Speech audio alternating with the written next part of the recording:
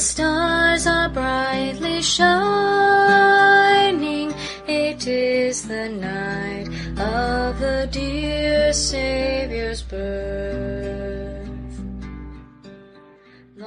Welcome to the 6th day of CraftLit. Today's compilation for you will include Reginald on Christmas Presents from 1904, Grandmother's Christmas Story, 1913, Reginald's Christmas Revel, 1904, the song Joy to the World, Goblin Christmas, Why Santa Claus Was Late, Little Gretchen and the Wooden Shoe, Lill's Travels in Santa Claus Land, 1878, How the Secretary of the Treasury Once Played Santa Claus, a true story, and A Little Girl's Christmas, followed by Christmas Storms and Sunshine. If you haven't listened to the day one, the first day of CraftLit, you may want to go do that. All of the information on how and where to find other episodes will be in that opening. However, the short version is, if you're watching/listening on YouTube, you can get the playlist on our YouTube channel. And if you are looking at show notes and listening to this as an actual audio podcast, if you look in the show notes, you will see not only links to all the previous episodes, but time codes telling you where to fast wind to or rewind to be able to listen to exactly the right story that you want to listen to. Get your favorite snacks so you can keep on keeping on as you get ready for Christmas with a little bit of CraftLit in your ear. Reginald on Christmas Presents by Saki. I wish it to be distinctly understood, said Reginald, that I don't want a George, Prince of Wales prayer book as a Christmas present. The fact cannot be too widely known. There ought, he continued, to be technical education classes on the science of present giving. No one seems to have the faintest notion of what anyone else wants, and the prevalent ideas on the subject are not creditable to a civilized community. There is, for instance, the female relative in the country who knows a tie is always useful, and sends you some spotted horror that you could only wear in secret or in Tottenham Court Road. It might have been useful had she kept it to tie up currant bushes with, when it would have served the double purpose of supporting the branches and frightening away the birds. For it is an admitted fact that the ordinary tomtit of commerce has a sounder aesthetic taste than the average female relative in the country. Then there are aunts. They are always a difficult class to deal with in the matter of presents. The trouble is that one never catches them really young enough. By the time one has educated them to an appreciation of the fact that one does not wear red woolen mittens in the West End, they die, or quarrel with the family, or do something equally inconsiderate. That is why the supply of trained aunts is always so precarious. There is my Aunt Agatha, for example, who sent me a pair of gloves last Christmas, and even got so far as to choose a kind that was being worn and had the correct number of buttons. But they were 9s.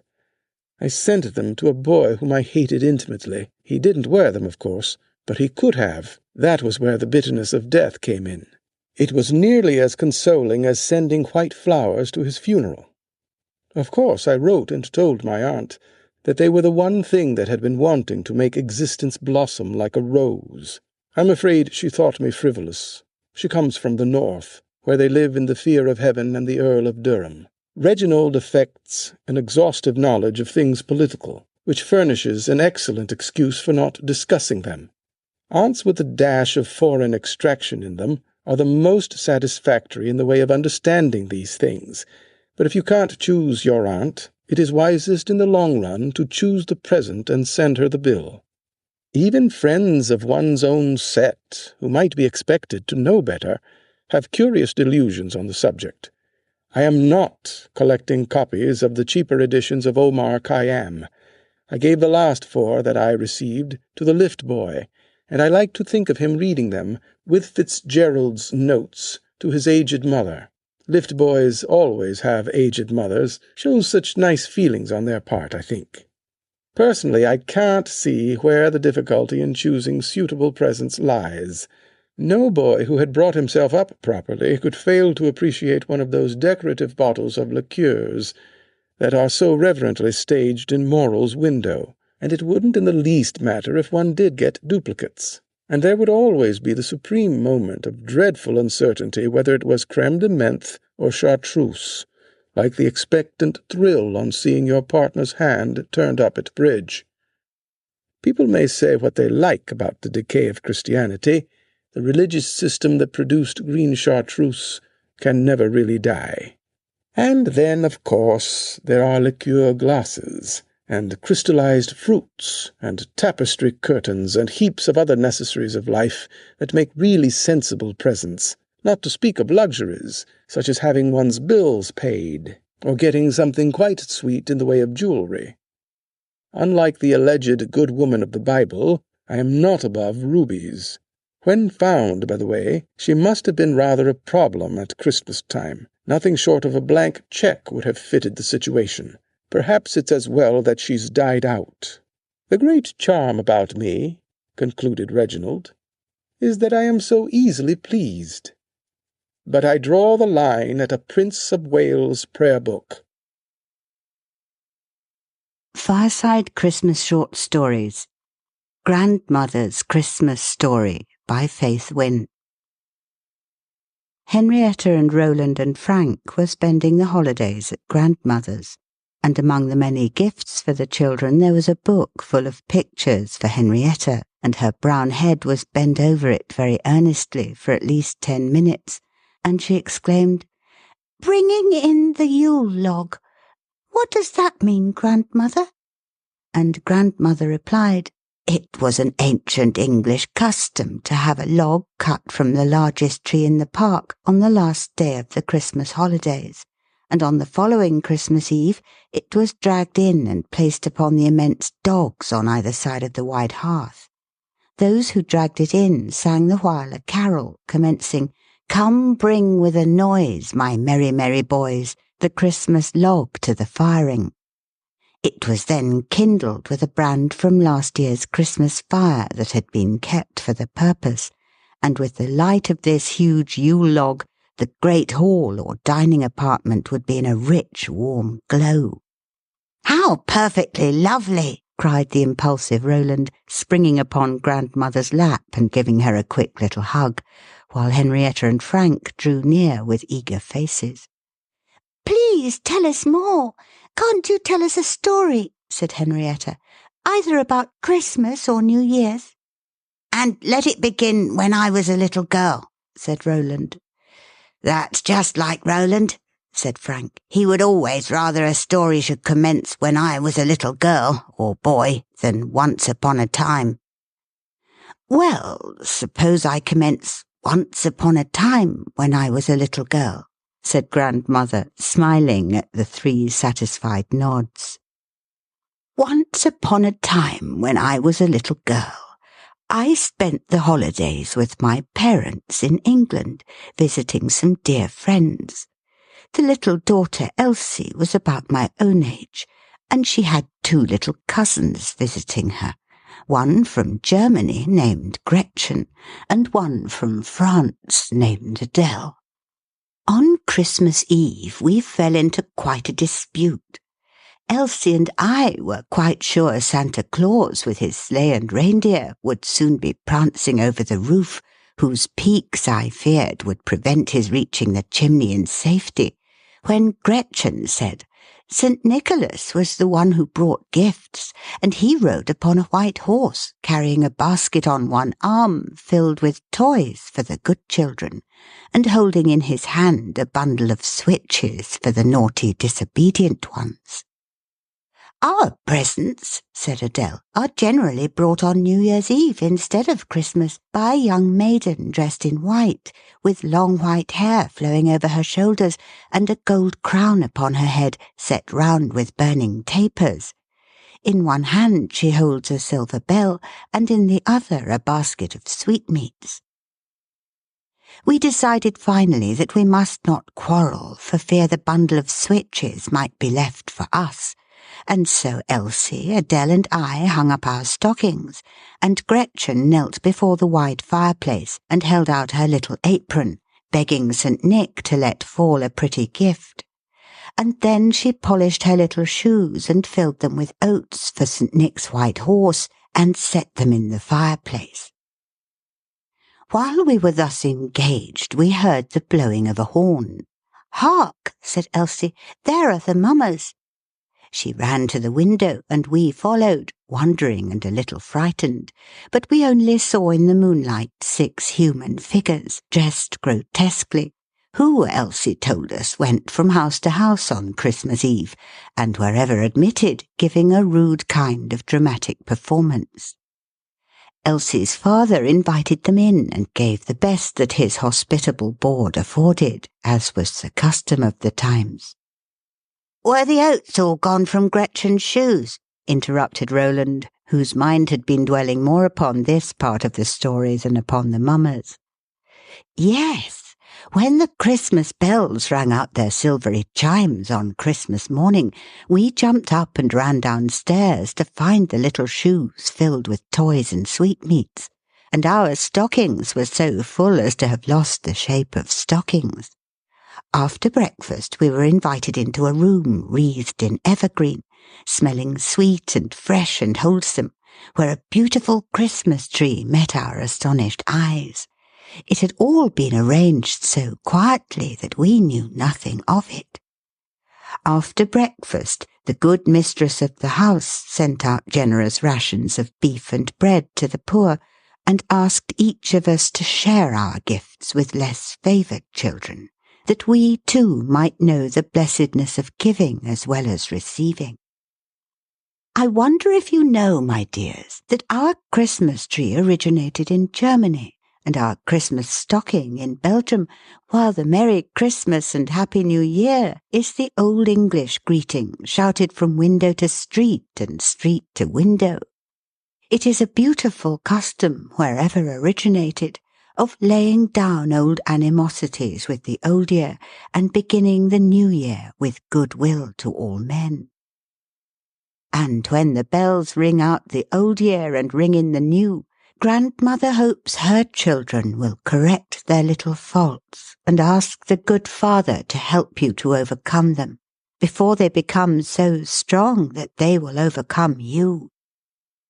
And now, as you have had a merry, merry Christmas, may you have a happy New Year. Recording by Ruth Golding.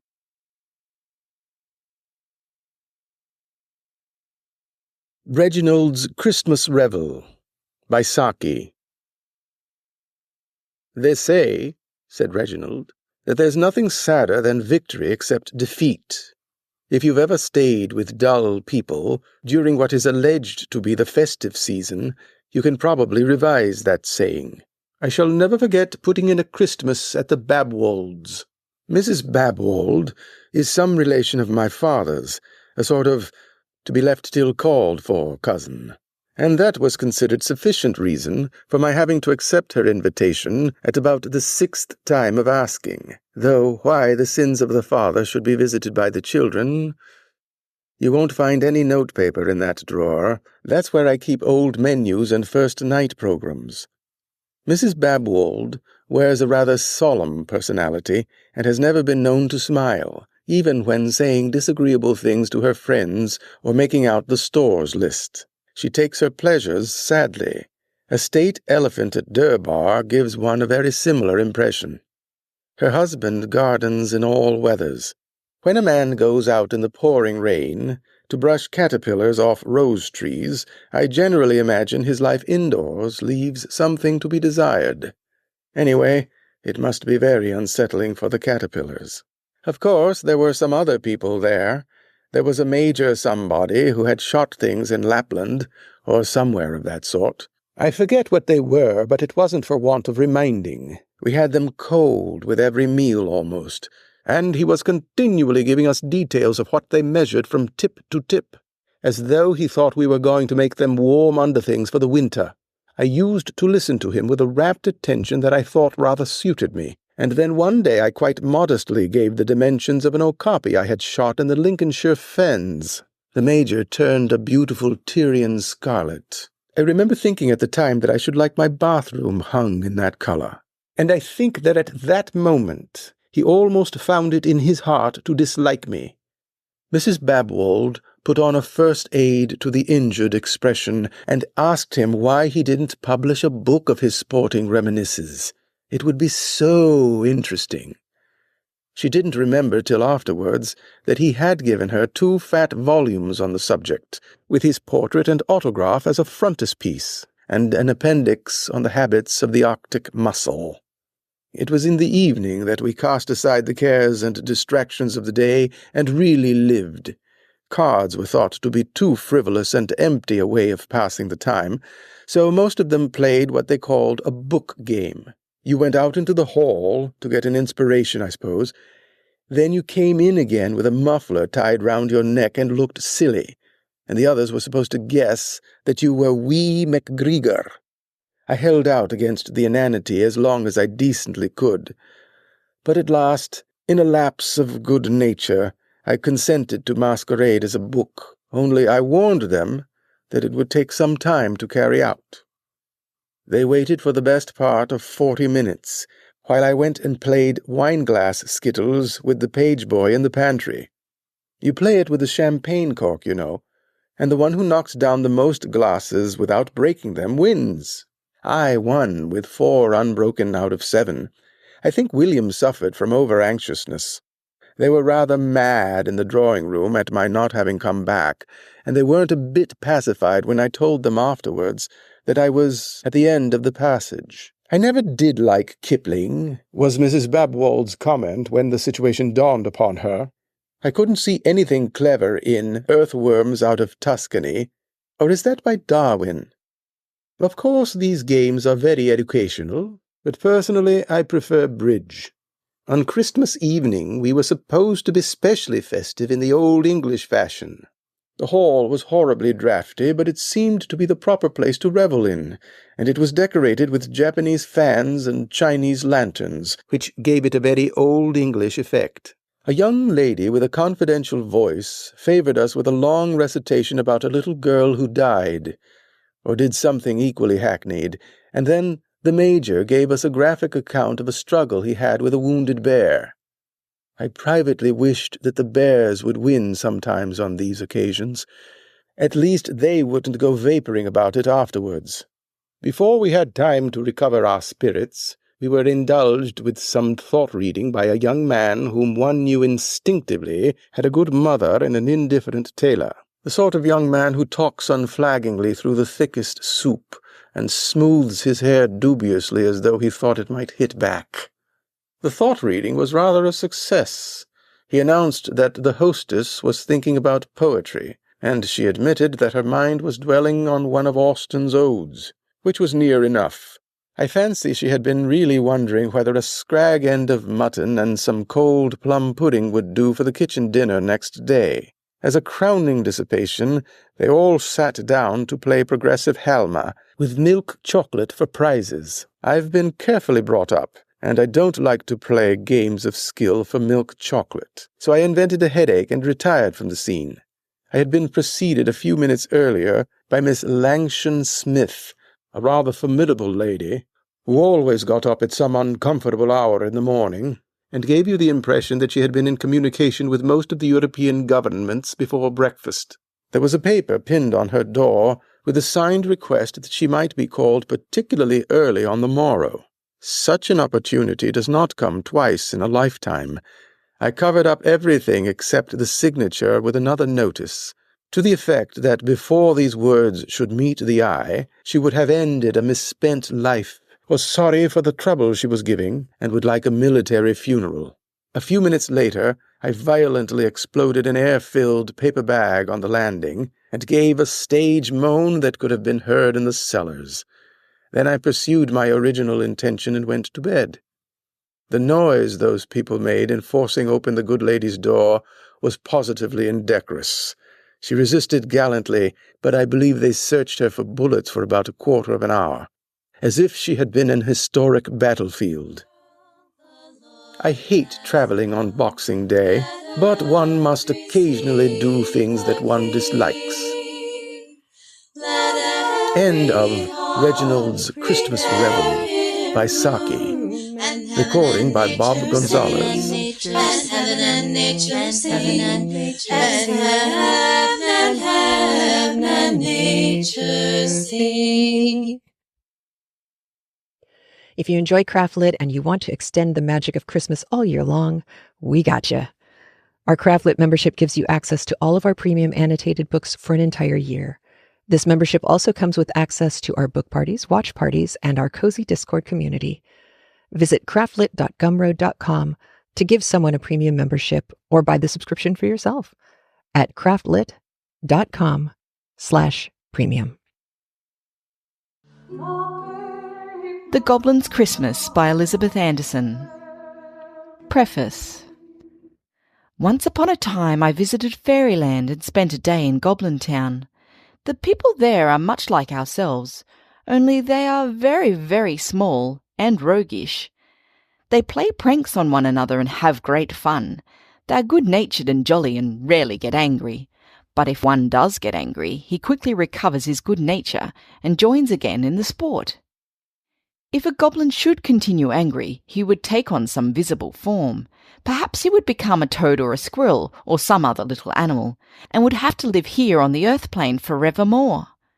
But if he keeps good-natured, he can come here and have his fun, and not be seen by anyone except a seer or very wise person. The goblins are gracious to the wise people now, but they were not always so. A long, long time ago on a Christmas Eve, the fairy folk were having great sport. All the little people of the unseen world had gathered together in the earth realm. There were brownies and gnomes and elves, even some little cherubs had joined them. They were having a wild dance and a gay time, when who should appear but Kris Kringle. Now the fairies did not know that he was a magician or seer, and so they tried to make sport of him. But Kris, by his wonderful magic, changed them into the most beautiful toys.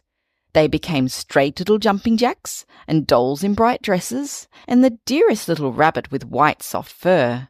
And somewhere in the bottom of the sleigh, one was turned into a cute little teddy bear. Then old Kris tucked all these toys into his roomy sleigh, and shook the reins of his waiting steed. "Go on," he said, "for I've many, many a chimney to reach tonight." Now this is the tale of the Goblin's Christmas that the moonbeams told, as they heard it from the Fairy Queen, who declares that every word of it is perfectly true. To Earl and Georgia. The little man and tiny maid, who love the fairies in the glade, who see them in the tangled grass, the gnomes and brownies as they pass, who hear the sprites from Elfland call, go frolic with these brownies small, and join these merry sporting elves, but ever be your own sweet selves. The Goblin's Christmas. The big bright moon hung high and round in a densely darkened sky. The tall pines swayed and mocked and groaned, the mountains grew so high, that the man in the moon came out and said, "Ho, spooks for a merry dance! The winds blow hard, the caverns roar, while o'er the earth they prance." A witch and a goblin led the sprites, out from the sky they sprung, and down the Milky Way they slid, and over a chasm swung. The streams around ran witches' broth, the fumes were strong and rank. These elfin creatures all were wroth, while of the stuff they drank. The cunning moon looked on and laughed, with a shrill and sneering jibe. Her soul grew fat to see them chaffed, this mad and elfish tribe. The big black cauldron boiled so high, with food for these queer mites, that it lit the world throughout the sky, and down came all the sprites. Their mad career upset a star, as through the air they flew. It cringed in fear and shot afar, and fell where no one knew. Orion's sword was broke in bits, Corona's crown was gone, Capella seemed to lose her wits, while all so longed for dawn. Then from the night there came a sound of sleigh bells ringing sweet. Out of the chaos came a man, Kris Kringle for his Christmas treat. "Ho, Kris," they cried, "we'll have some fun. We'll bind the old man down. We'll tie him up and toss him o'er into our goblin town." They climbed the slade with shout and din to bind his hands and feet. 100 strong they clambered in, our good old Chris to meet. He sat quite still with twinkling eyes, then seized his mystic wand. He raised it up and waved it round. Stilled was this chattering band. Stiffly stark and still they stood, clad in elfish clothes. Some were wax and some were wood. One had crushed his nose. "Playthings rare," he said and smiled, "for children rich and poor. Some I'll leave the crippled child, and some at the orphan's door." He shook his reins and called his steed to bear him swiftly on. Full well it knew its master's need to hurry ere the dawn. From house to house they scampered down, their sleigh bells ringing clear. Through chimneys in the sleepy town, good Chris and his reindeer. The windows rattled, the moonbeams tattled, a tale so strange and queer. They told how at night, in the dire affright, the moon had hid in fear. That he'd called in sport his elfish court of spooks and witches gay. Each elfin child, by glee beguiled, brought scores of others, they say. Then a man appeared with flowing beard in a sled with a reindeer fleet. They gathered about with din and shout to bind him hands and feet. Then the moon laughed loud at the gathering crowd while he held his sides in mirth. To see old Chris in a plight like this, toiling o'er the earth. But alas for the moon, he had laughed like a loon, for Chris is a hero of old. Yes, Chris is a seer, with his small reindeer he captured the goblins bold. And he changed them, they say, in a wonderful way, to toys for his Christmas cheer. The big dolls stare with a goblin air, the small ones cringe with fear. While the moonbeams prattle, I hear a rattle of hooves on the chimney side. Then out of the snow I gaze below. "Hurrah! It's Kris Kringle!" I cried. Then sly as a mouse he entered the house and hung up his treasures so gay. Then out with a dash he sped like a flash into the night and away.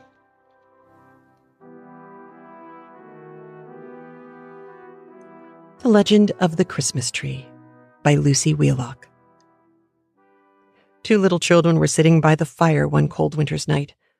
All at once they heard a timid knock at the door, and one ran to open it.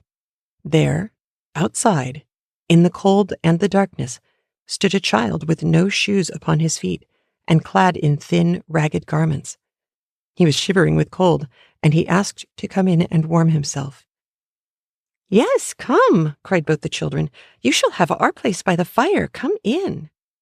They drew the little stranger to their warm seat and shared their supper with him, and gave him their bed while they slept on a hard bench. In the night they were awakened by strains of sweet music, and looking out, they saw a band of children in shining garments approaching the house. They were playing on golden harps, and the air was full of melody.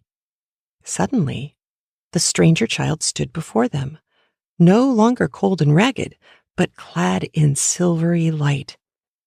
His soft voice said, "I was cold, and you took me in. I was hungry, and you fed me. I was tired, and you gave me your bed.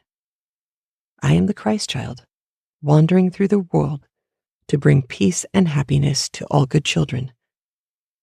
As you have given to me, so may this tree every year give rich fruit to you." So saying, he broke a branch from the fir tree that grew near the door, and he planted it in the ground and disappeared. But the branch grew into a great tree, and every year it bore wonderful golden fruit for the kind children.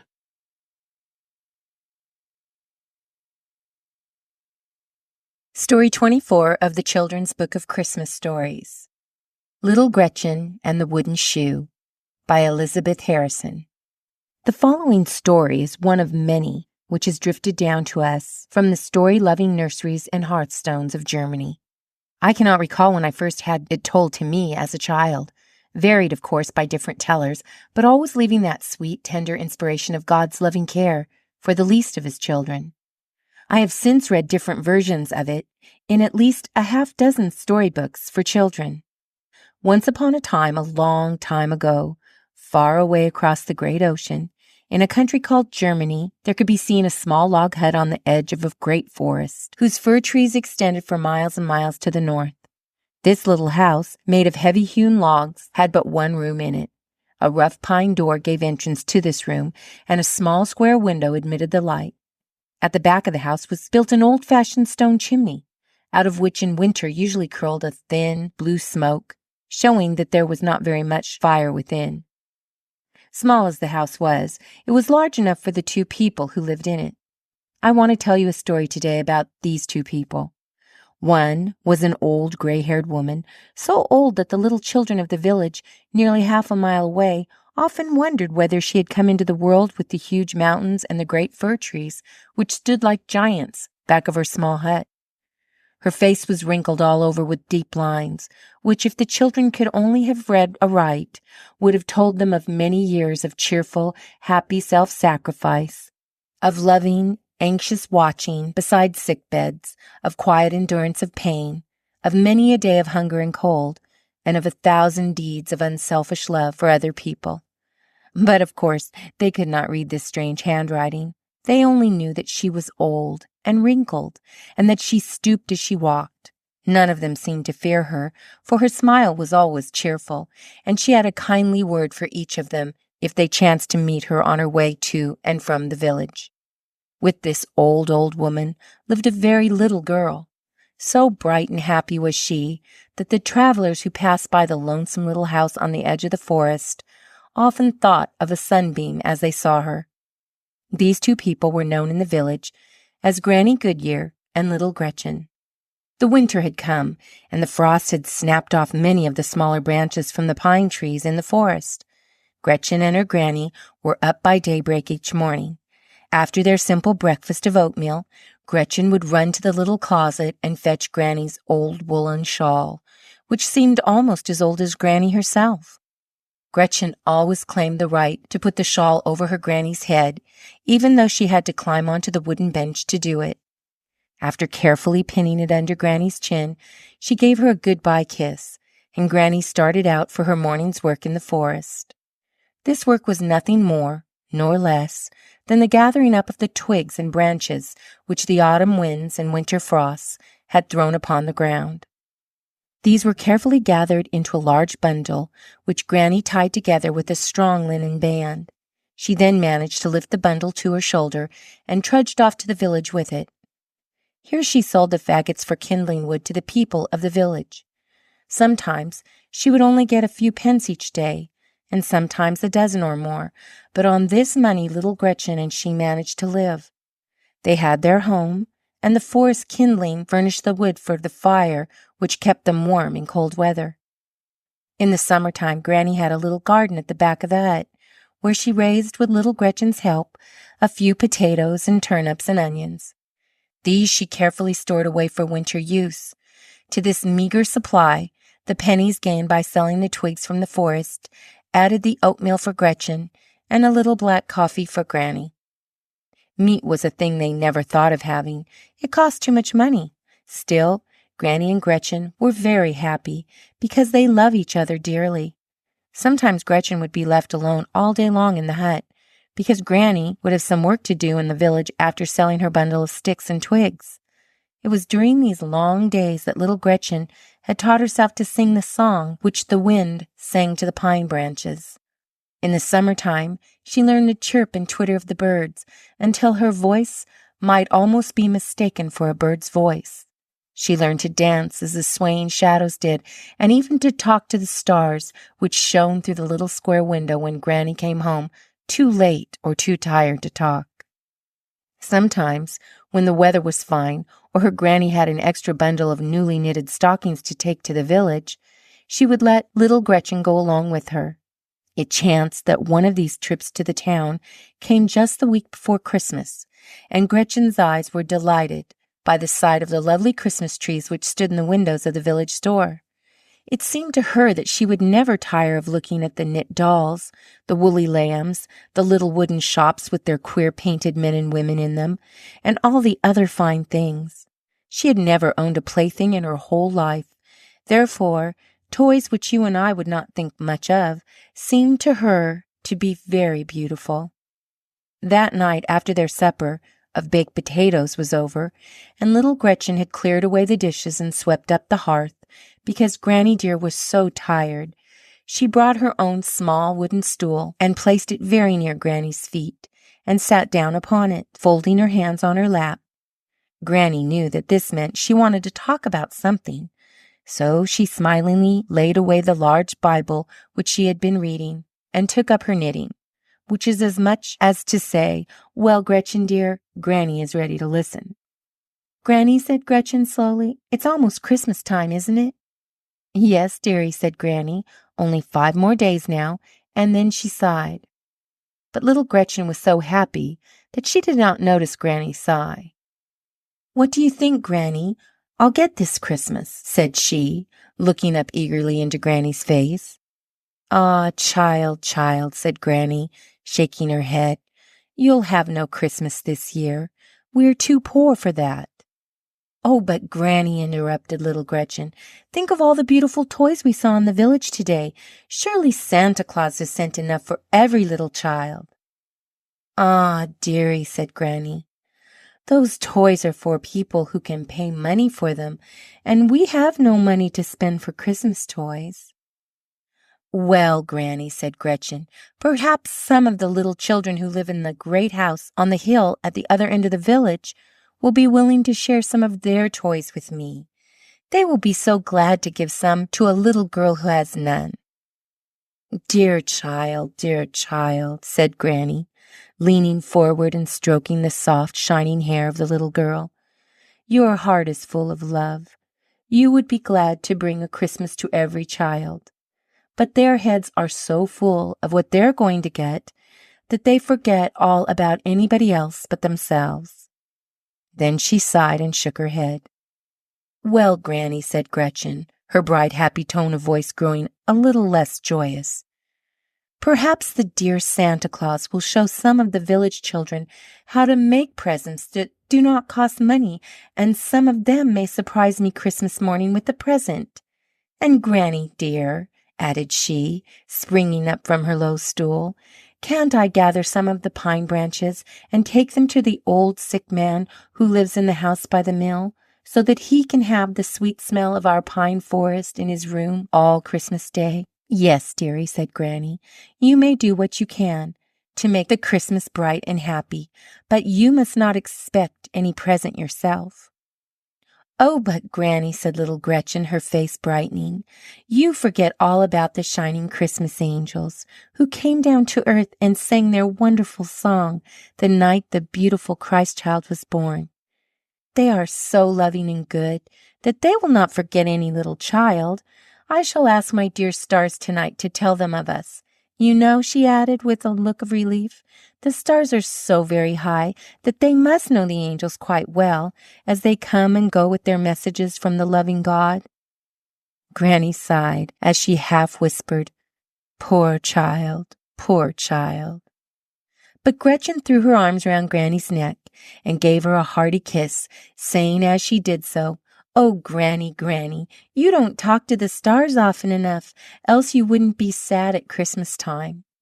Then she danced all around the room, whirling her little skirts about her to show Granny how the wind had made the snow dance that day. She looked so droll and funny that Granny forgot her cares and worries and laughed with little Gretchen over her new snow dance. The days passed on, and the morning before Christmas Eve came.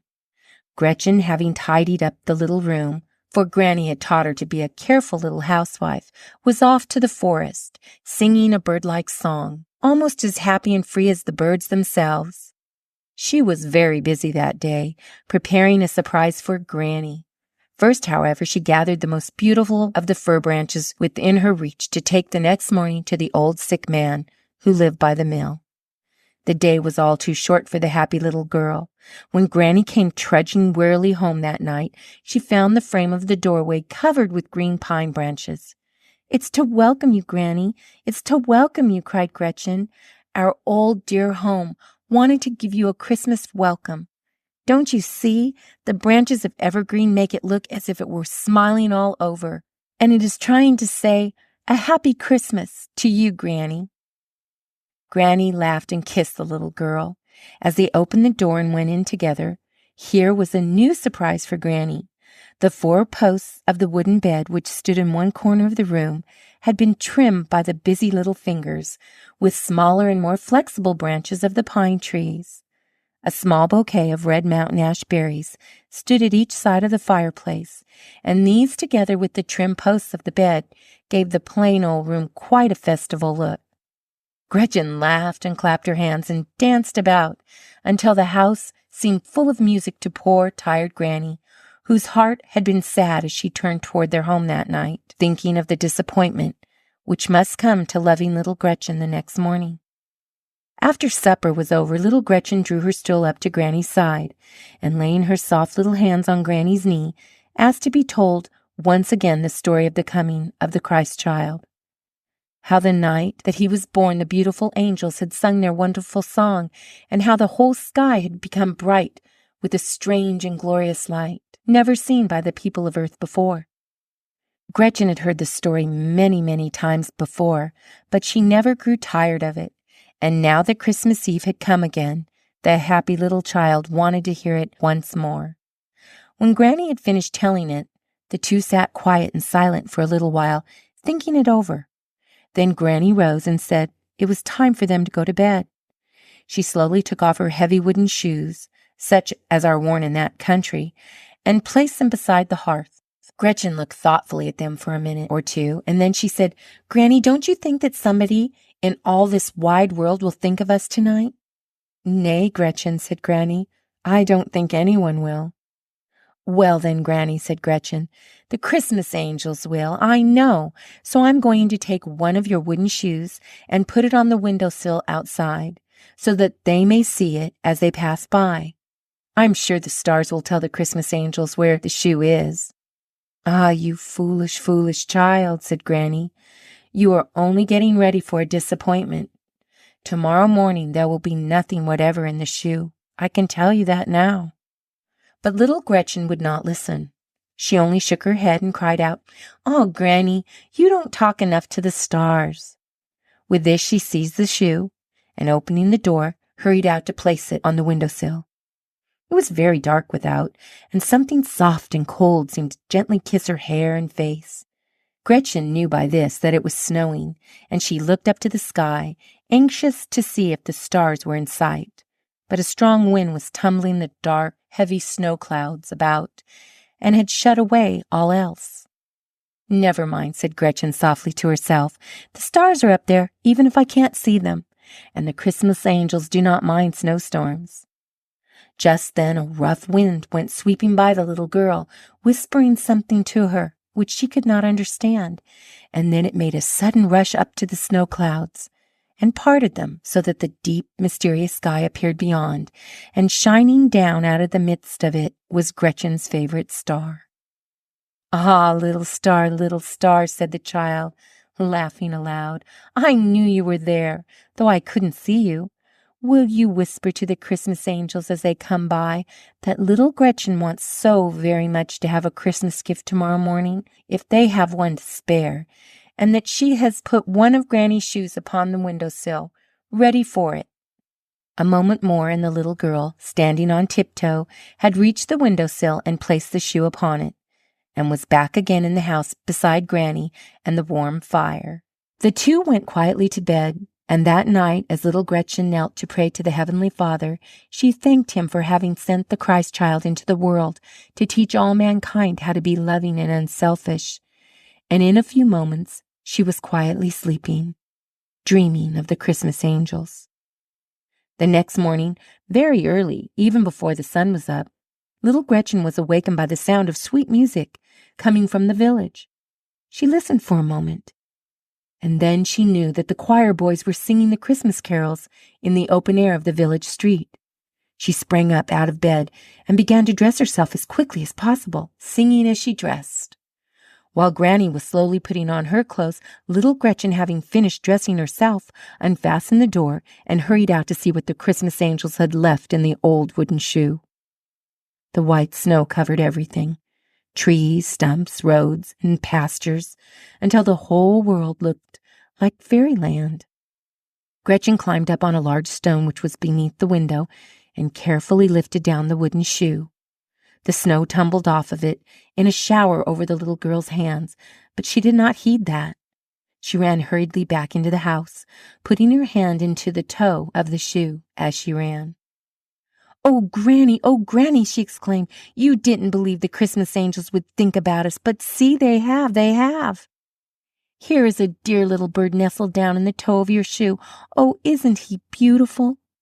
Granny came forward and looked at what the child was holding lovingly in her hand.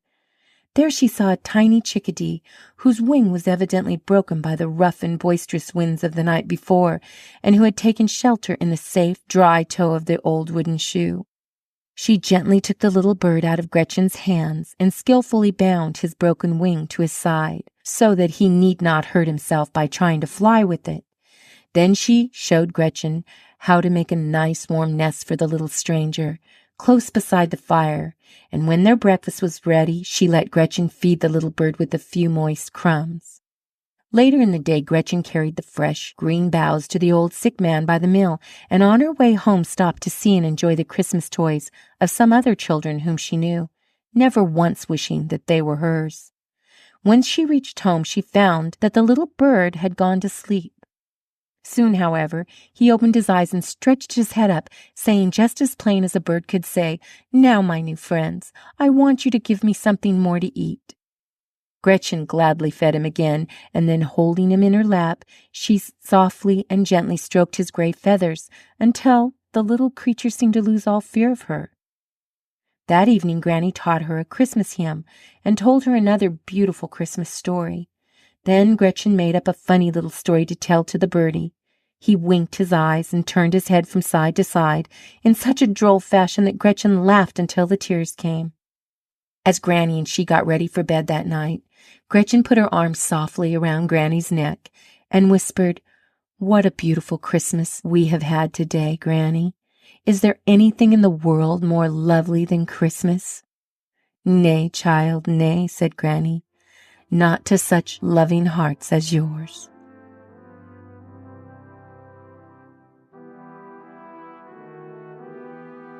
A Letter from Santa Claus for Christmas, 1849. Author unknown.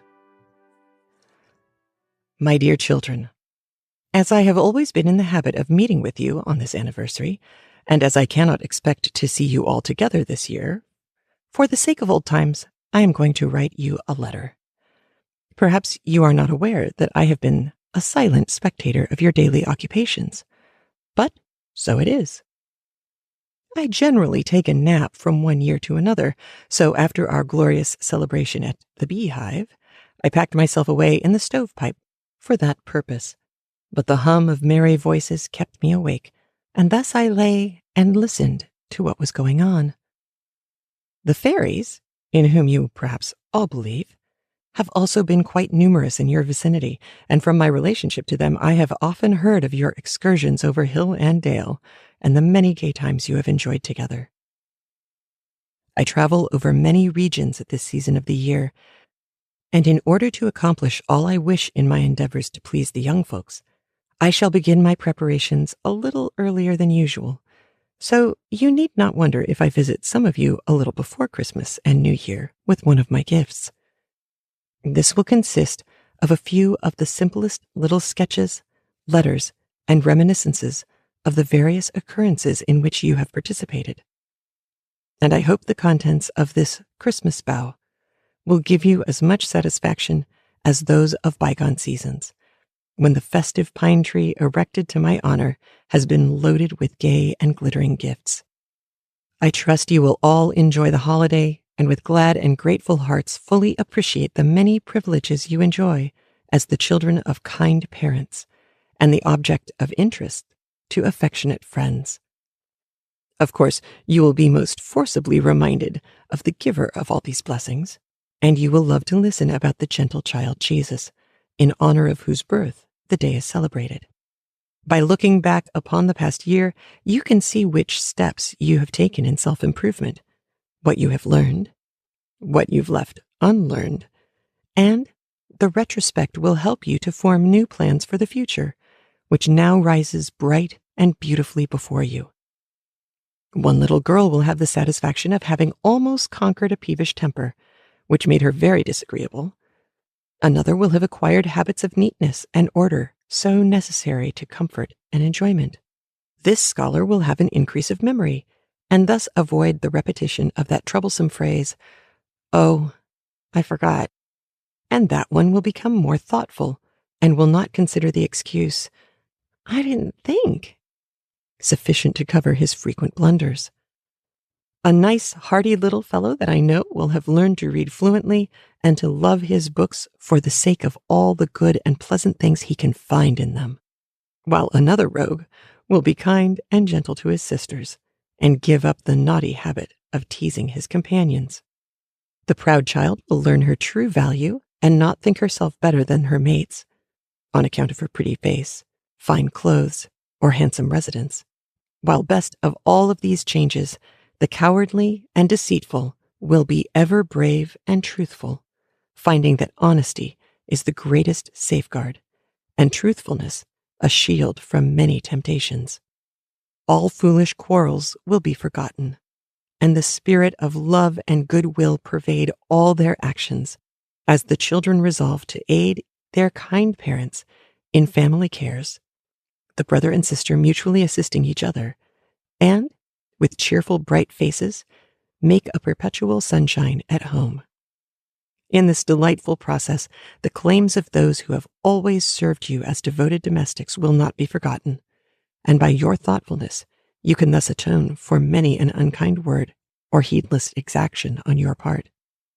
As children of benevolent parents, you will help to bestow gifts upon the poor and needy, and nothing, I know from watching you all, will be more pleasant than this part of the Christmas rejoicings.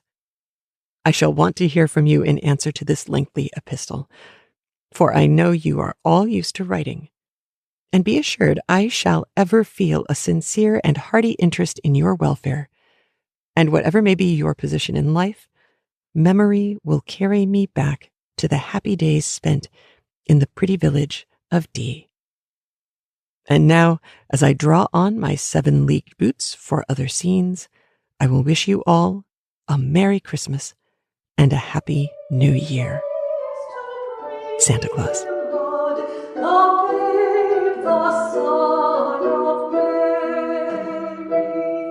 Lill's Travels in Santa Claus Land by Ellis Town, Sophie May, and Ella Farman. Effie had been playing with her dolls one cold December morning, and Lill had been reading until both were tired. But it stormed too hard to go out, and as Mrs. Pellerine had said they need not do anything for 2 hours, their little jaws might have been dislocated by yawning before they would as much as pick up a pin. Presently Lill said, "Effie, shall I tell you a story?" "Oh, yes, do," said Effie, and she climbed up by Lill in the large rocking chair in front of the grate. She kept very still, for she knew Lill's stories were not to be interrupted by a sound or even a motion. The first thing Lill did was to fix her eyes on the fire and rock backward and forward quite hard for a little while, and then she said, "Now I am going to tell you about my thought travels, and they are apt to be a little queerer, but oh, ever so much nicer than the other kind." As Lill's stories usually had a formal introduction, she began, "Once upon a time, when I was taking a walk through the great field beyond the orchard, I went way on, round where the path turns behind the hill. And after I had walked a little way, I came to a high wall, built right up into the sky. At first I thought I had discovered the ends of the earth, or perhaps I had somehow come to the Great Wall of China. But after walking a long way, I came to a large gate, and over it was printed in beautiful gold letters, Santa Claus Land, and the letters were large enough for a baby to read." How large that might be, Lill did not stop to explain. "But the gate was shut tight," she continued, "and though I knocked and knocked and knocked as hard as I could, nobody came to open it. I was dreadfully disappointed, because I felt as if Santa Claus must live here all of the year except when he went out to pay Christmas visits, and it would be so lovely to see him in his own home, you know. But what was I to do? The gate was entirely too high to climb over, and there wasn't even a crack to peek through. Here Lill paused, and Effie drew a long breath and looked greatly disappointed. Then Lill went on. But you see, as I was poking about, I pressed a bell spring, and in a moment, jingle, jingle, jingle, the bells went ringing far and near with such a merry sound as was never heard before. While they were still ringing, the gate slowly opened, and I walked in. I didn't even stop to inquire if Santa Claus was at home, for I forgot all about myself and my manners. It was so lovely. First, there was a small paved square like a court. It was surrounded by rows and rows of dark green trees, with several avenues opening between them. In the center of the court was a beautiful marble fountain, with streams of sugar plums and bonbons tumbling out of it. Funny-looking little men were filling cornucopias at the fountain, and pretty little barefoot children, with chubby hands and dimpled shoulders, took them as soon as they were filled and ran off with them. They were all too much occupied to speak to me, but as I came up to the fountain, one of the funny little fellows gave me a cornucopia, and I marched on with the babies. We went down one of the avenues, which would have been very dark, only it was splendidly lighted up with Christmas candles. I saw the babies were slyly eating a candy or two, so I tasted mine, and they were delicious, the real Christmas kind. After we had gone a little way, the trees were smaller and not so close together, and here and there were other funny little fellows who were climbing up on ladders and tying toys and bonbons to the trees. The children stopped and delivered their packages, but I walked on, for there was something in the distance that I was curious to see. I could see that it was a large garden that looked as if it might be well cared for, and had many things growing in it. But even in the distance it didn't look natural, and when I reached it I found it was a very uncommon kind of a garden indeed. I could scarcely believe my eyes. But there were dolls and donkeys and drays and cars and croquet coming up in long straight rows, and ever so many other things beside. In one place the wooden dolls had only just started. Their funny little heads were just above ground, and I thought they looked very much surprised at their surroundings. Farther on were china dolls that looked quite grown up, and I suppose were ready to pull. And a gardener was hoeing a row of soldiers that didn't look in a very healthy condition, or as if they had done very well. The gardener looked familiar, I thought, and as I approached him he stopped work, and leaning on his hoe he said, "How do you do, Lillian? I am very glad to see you." The moment he raised his face I knew it was Santa Claus, for he looked exactly like the portrait we have of him. You can easily believe I was glad then. I ran and put both of my hands in his, fairly shouting that I was so glad to find him. He laughed and said, "Why, I am generally to be found here or hereabouts, for I work in the grounds every day." And I laughed too because his laugh sounded so funny, like the brook going over stones and the wind up in the trees. 2 or 3 times when I thought he had done, he would burst out again, laughing the vowels in this way. "Ha, ha, ha, ha! Hee, hee, hee, hee, hee! Hi, hi, hi, hi, hi! Ho, ho, ho, ho!"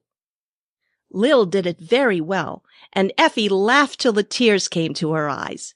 And she could quite believe Lill when she said, "It grew to be so funny that I couldn't stand, but fell over into one of the little chairs that were growing in a bed just beyond the soldiers."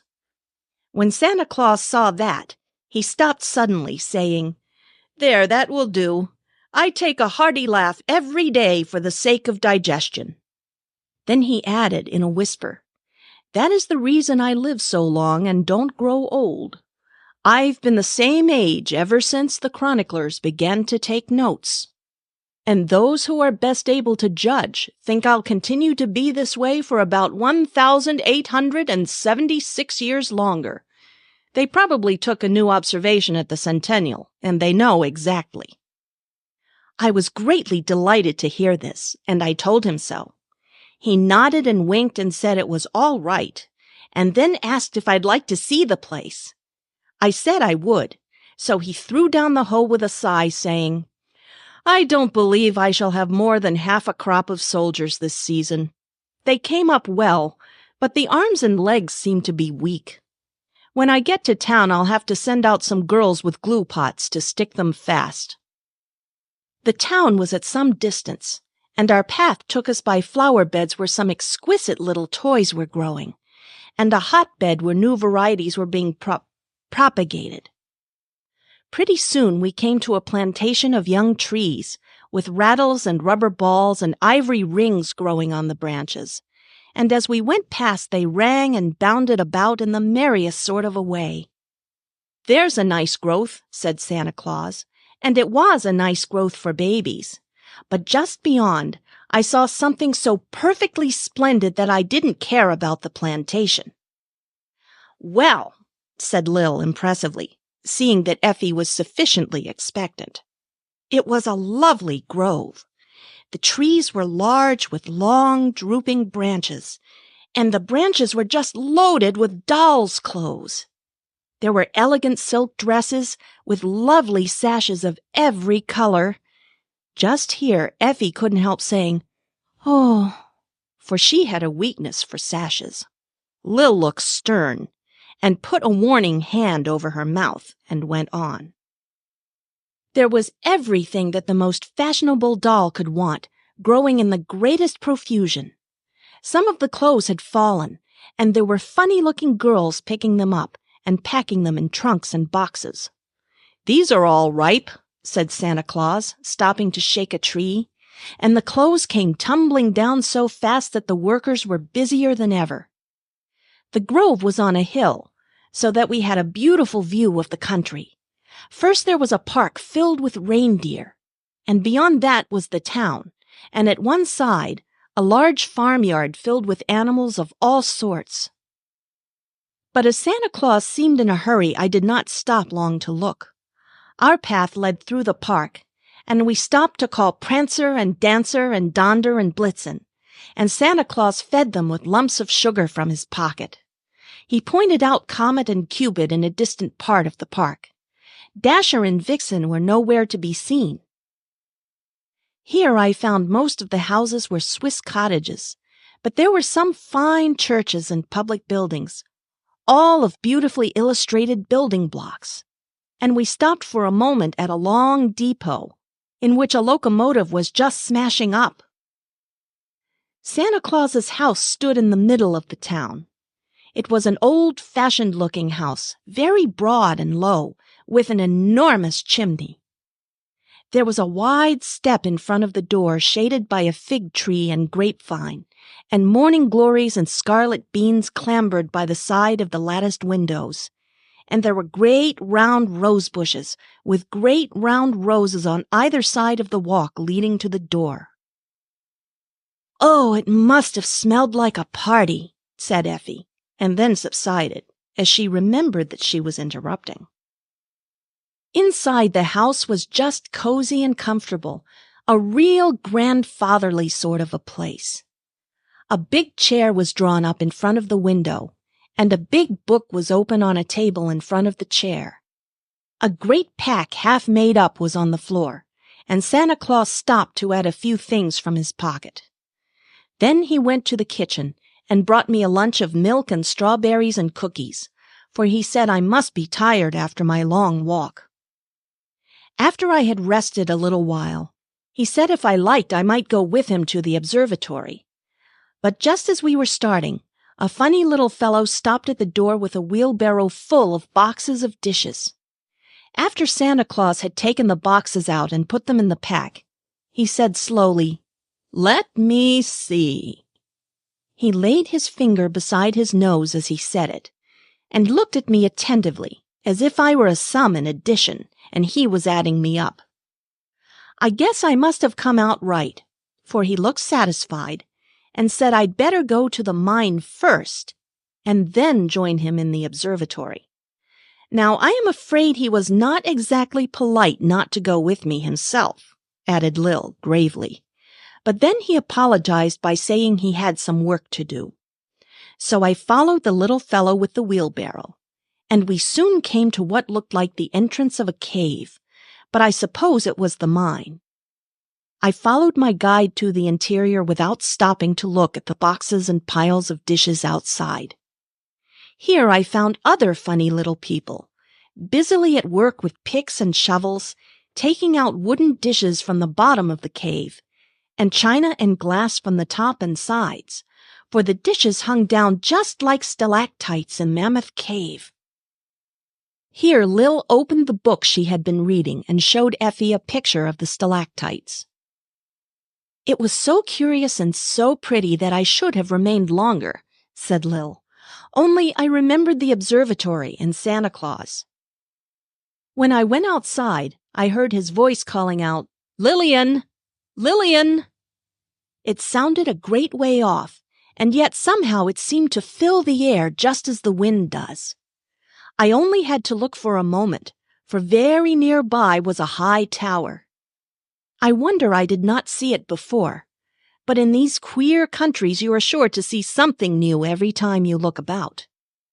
Santa Claus was standing up at a window near the top, and I ran to the entrance and commenced climbing the stairs. It was a long journey, and I was quite out of breath when I came to the end of it. But here there was such a cozy, luxurious little room, full of stuffed chairs and lounges, bird cages and flowers in the windows, and pictures on the wall, that it was delightful to rest. There was a lady sitting by a golden desk, writing in a large book, and Santa Claus was looking through a great telescope, and every once in a while he stopped and put his ear to a large speaking tube. While I was resting, he went on with his observations. Presently he said to the lady, "Put down a good mark for Sarah Buttermilk. I see she is trying to conquer her quick temper. 2 bad ones for Isaac Clappertongue. He'll drive his mother to the insane asylum yet. Bad ones all around for the Crossley children. They quarrel too much. A good one for Harry and Alice Pleasure. They are quick to mind. And give Ruth Olive 10, for she is a peacemaker." Just then he happened to look at me and saw I was rested, so he politely asked what I thought of the country. I said it was magnificent. He said he was sorry I didn't stop in the greenhouse, where he had wax dolls and other delicate things growing. I was very sorry about that, and then I said I thought he must be very happy to own so many delightful things. "Of course I'm happy," said Santa Claus, and then he sighed. "But it is an awful responsibility to reward so many children according to their deserts. For I take these observations every day, and I know who is good and who is bad." I was glad he told me about this, and now if he would only tell me what time of day he took the observations, I would have obtained really valuable information. So I stood up and made my best courtesy and said, "Please, sir, would you tell me what time of day you usually look?" "Oh," he answered carelessly, "any time from 7 in the morning till 10 at night. I am not a bit particular about time. I often go without my own meals in order to make a record of table manners.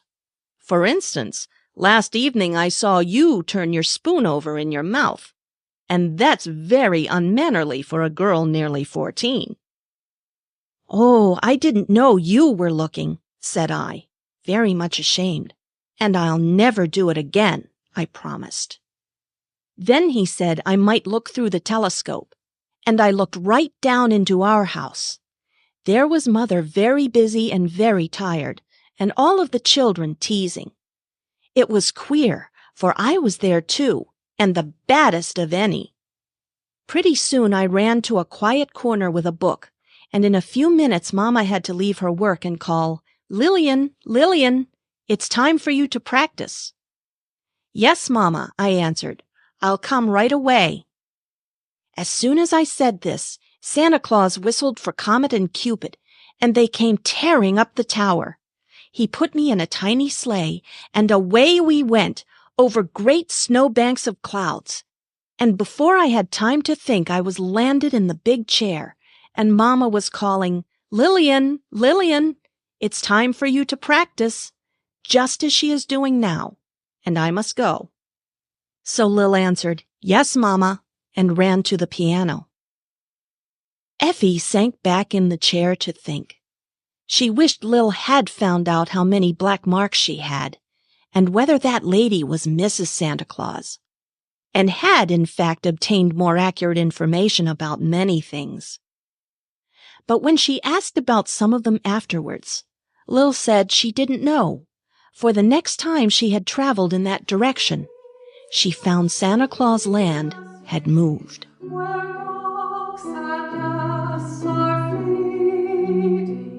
How the Secretary of the Treasury Once Played Santa Claus by Sarah L. Guerin. A true story. It was a bitter cold night in November 1865. The Howard family, after the early supper, were gathered around the fire, laughing and chatting for an hour before the children, 2 little girls, Louise and Jean, went to bed. Mr. Howard, in the big Boston rocker, was swaying gently back and forth. There was a strained, anxious look on his pleasant face, and he answered the children's many questions in an absent-minded way, which was startling. "Now, Papa," said Louise, "that's 3 times you have said, 'Yes, dear,' when you should have said no. What is the matter? Are you thinking?" "Papa is thinking very hard, dearie," said the mother. "He has a hard problem to solve." Their father looked at the 2 eager faces for a moment and then said, "Come here, chicks. I will tell you all about it." The children sprang to him, and clasping them closely in his arms, he began. "Let me see how wise and sensible you can be. You are both well-grown girls now. Do you think you could make a sacrifice for our sakes, Mama's and mine?" "Oh, yes, yes, of course we could," chorused both children. "What is it?" "Could you 2 little girls give up your Christmas tree this year? Now, do you think you could?" The curly heads drooped softly to the father's shoulder. He went on, "It is just this way. You see, I am in the employment of the government, a servant of Uncle Sam. The war has been cruel and long. All the money has been used for the poor soldiers, so Uncle Sam hasn't paid me for some months.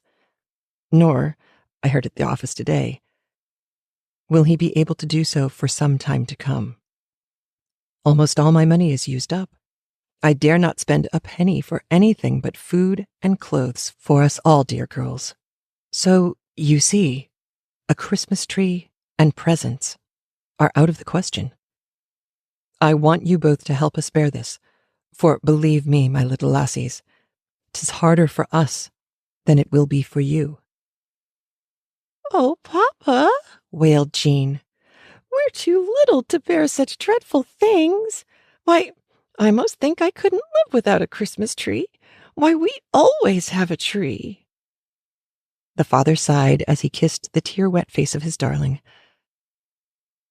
"What has my big girl to say?" he asked, looking at Louise. The brown curls were tossed back from the flushed face. "Papa, don't mind Jeannie. She's too little to bear things, but I am a big girl, only—" Here a sob was choked down. "You see, we're so used to it, you know." "We will not talk about it any more tonight, for it is time to go to bed," said Mamma. As the children were going slowly up the stairs, Louise heard her father say, "If the Honorable Hugh McCullough could know how I suffer for my children's sake tonight, he would make an effort in my behalf." Everything went wrong at school the next day. The pretty young teacher looked at Louise in amazement, for the child's thoughts seemed to be everywhere but on her lessons. After school hours, the busy teacher looked up from her weekly reports to find Louise gazing at her intently. Well, dear, what is it? Why, Miss Annie, I did not say anything. No, dear, not with words. But you know that the eyes talk. What is the trouble? I want to ask some questions. I know the owner of the United States is Uncle Sam, but what is his last name? And who is the Honorable Hugh McCullough? And do you know where they live? You funny child, laughed Miss Graham. I have never heard of Uncle Sam's family name, but Mr. McCullough is an intimate friend of his. In fact, he carries his purse and pays all his bills for him. And he lives in Washington. Oh, well, I'm going to write to him a big letter. Indeed. What about, dear? Can I help you in any way? You have helped me, Miss Annie. I think I can get it written all right. Excuse me, but I can't tell you about it because it's something about my father's business. Miss Graham smiled again at the little one's dignity, but she drew the excited child to her loving arms and said, That's quite all right, my dear. Go to your desk and write your letter. I will give you a stamp for it. Late that afternoon, the important letter was taken to the post office. Don't you think the great man must have been amused when his secretary handed him the letter, addressed in the funny, childish writing? I think the correspondence, which was carried on by the distinguished man and the little girl, will tell you best how the story ended. November 30th, 1865. Dear Mr. McCullough, won't you please excuse me for writing to you? I am in such trouble, and I want you to help me, please. My papa says we can't have Christmas tree this year. Now, isn't that too awfully bad? He says Uncle Sam owes him some money and he can't get it. My papa is in the revenue business. The revenue business has stamps in it. His name is Mr. Henry Howard, 52 Sprague Street, Newark, New Jersey. Won't you please ask him to pay, else we can't have a tree. My teacher says you pay all the bills for him. Won't you ask Uncle Sam to let you pay my papa? My little sister Jeannie cries all the time. She wouldn't care much if she was dead. She feels so bad. She's so little not to have a tree. Have you got any little girls? Maybe the war wouldn't let you get paid too. I hope your little children won't have to go without the tree. Won't you please beg Uncle Sam to pay up his bill to my papa? Please excuse bad spelling and writing. My mama always helps, but she don't know about this. Neither does my papa. Truly, your little friend, Louise Howard. P.S. Aren't you glad the war is over? December 4th, 1865. My dear little friend, I was very much pleased to receive your letter. I am glad you wrote to me in your trouble, for I can and will help you. The check for the amount the Revenue Service owes your father will be forwarded to him without fail by the 22nd of the month. So, dear child, tell him to proceed with his arrangements for the tree. It will be all right. I have a dear little girl like you. Her name is Louise, too. She was pleased with your letter and wishes she could have a picture of you and little Jeannie. Can you not send her one? Yes, my little girl will have a tree too, so I am sure of the happiness of 3 children at least. Wishing you and Jeannie a Merry Christmas. I am yours sincerely, Hugh McCullough, Secretary of the Treasury. P.S. Yes, I am very glad the war is over. December 28th, 1865. Dear Mr. McCullough, my papa was so surprised when I got the big letter all sealing waxed. He laughed and kissed me hard and said, "What a child." But he was glad, and so was Mama. I was so glad, and so was Jeannie. We both cried. We thought Mama did too. She says she didn't. Oh, what a beautiful little tree we had. Not so big or so fine as other years, but we liked it better, ever so much better than the other years, because we didn't expect it. You are such a kind gentleman. Do you see those round spots on this letter? They are kisses from Jean and me to you. This is our picture taken with our tree. Do you like it? Do you see that little man hanging right in the front? That's George Washington. It's a pen wiper. A little boy in my father's Sunday school class made it for his Christmas gift. Those are my skates hanging on the table. And that's Jeannie's doll. Isn't she nice? Jeannie has light hair and blue eyes, and I have brown hair and gray eyes. Answer soon. Your loving friend, Louise Howard. P.S. I am glad you're pleased about the war being over, but do you know, there's a dreadful lot of sick soldiers in our hospital yet. I go and sing to them every Saturday afternoon. January 15th, 1866. My dear little Louise, I was more than pleased. I was delighted with your picture. I had it on my library table on New Year's Day, and it created great interest and also admiration. The tree is beautiful, but to me, your happy little faces are more so. My little Louise clapped her hands with joy when she saw it. I enclose to you a picture of her. I knew that was George Washington before you told me. It is a striking likeness. I think that is a very nice tree for hard times. I will close with many kind wishes for the new year, indeed, for your whole future. Sincerely, your friend, Hugh McCullough. That was the end. No, not quite. I think if the great secretary could have looked into the children's room at bedtime and seen the two little white figures kneeling at their mother's knee, his heart would have glowed within him. For the ending of their prayer, said in unison, was always like this. God bless Papa and Mama and Mr. Hugh McCullough, and make Louise and Jean good girls. Amen.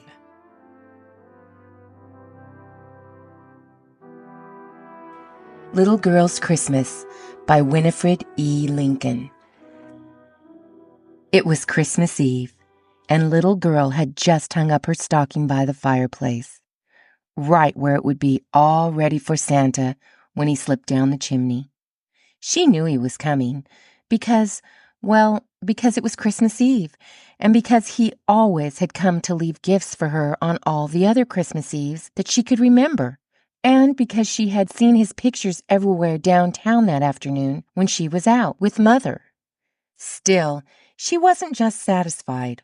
Way down in her heart she was a little uncertain, you see. When you have never really and truly seen a person with your very own eyes, it's hard to feel as if you exactly believed in them, even though that person always has left beautiful gifts for you every time he has come. "Oh, he'll come," said Little Girl. "I just know he will be here before morning, but somehow I wish—" "Well, what do you wish?" said a tiny voice close by her, so close that Little Girl fairly jumped when she heard it. "Why, I wish I could see Santa myself.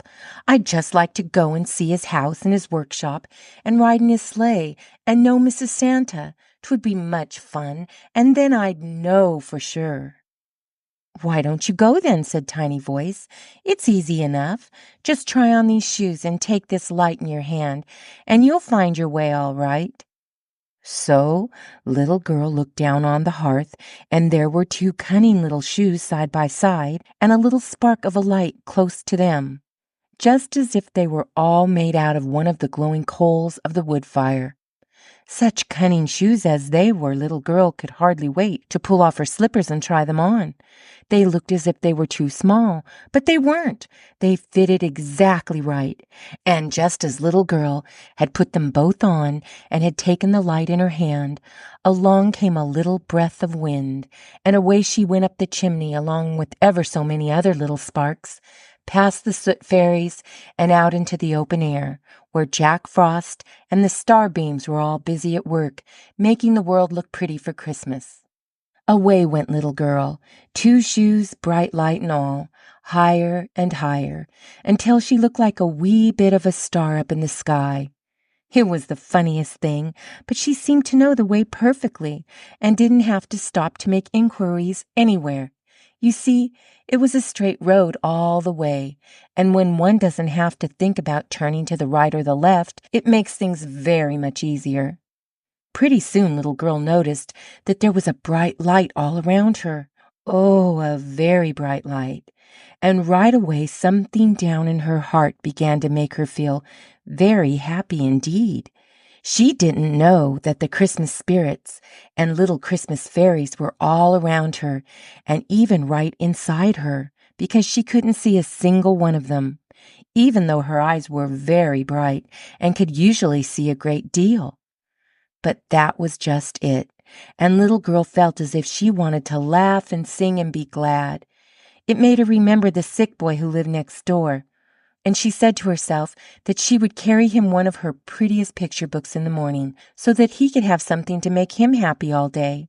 By and by, when the bright light all around her had grown very, very much brighter, Little Girl saw a path right in front of her, all straight and trim, leading up a hill to a big, big house, with ever and ever so many windows in it. When she had gone just a bit nearer, she saw candles in every window, red and green and yellow ones, and every one burning brightly. So Little Girl knew right away that these were Christmas candles to light her on her journey and make the way dear for her.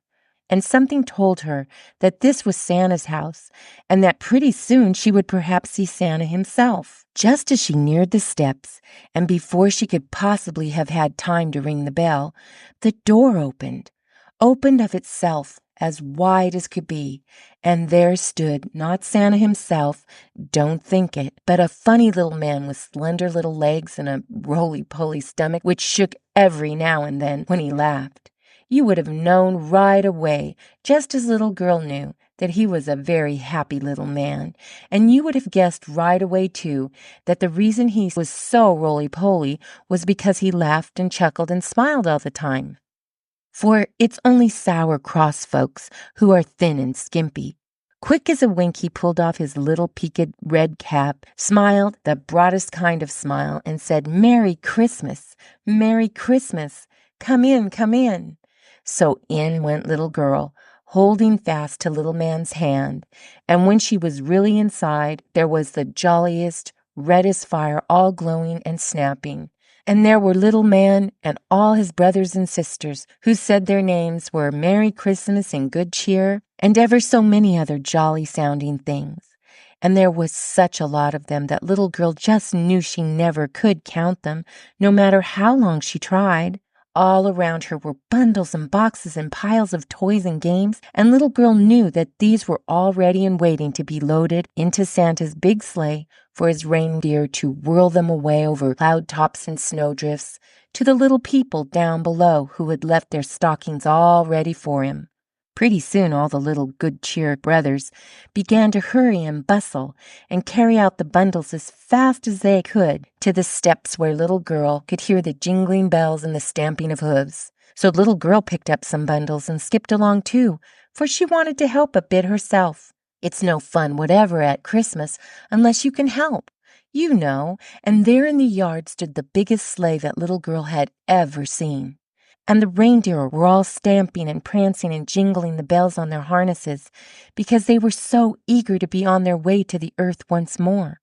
She could hardly wait for Santa to come. And just as she had begun to wonder where he was, the door opened again, and out came a whole forest of Christmas trees. At least it looked just as if a whole forest had started out for a walk somewhere. But a second glance showed Little Girl that there were thousands of Christmas sprites, and that each one carried a tree or a big Christmas wreath on his back.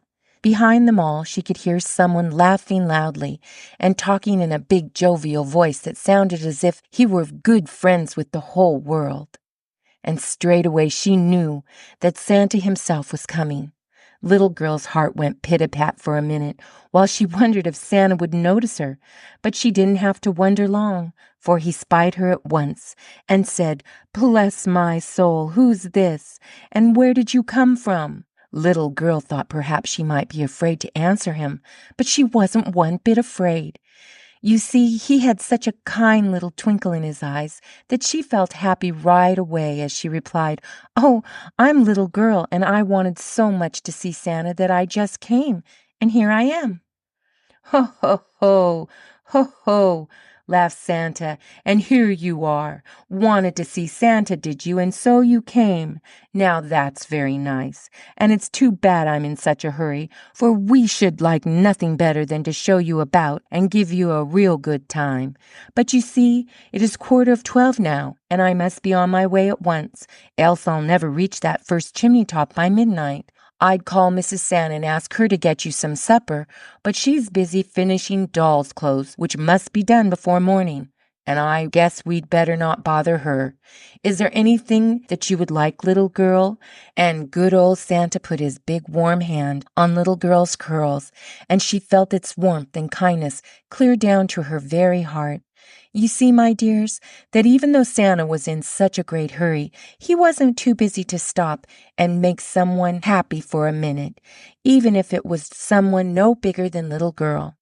So she smiled back into Santa's face and said, "Oh, Santa, if I could only ride down to earth with you behind those splendid reindeer, I'd love to go. Won't you please take me? I'm so small that I won't take up much room on the seat, and I'll keep very still and not bother one bit."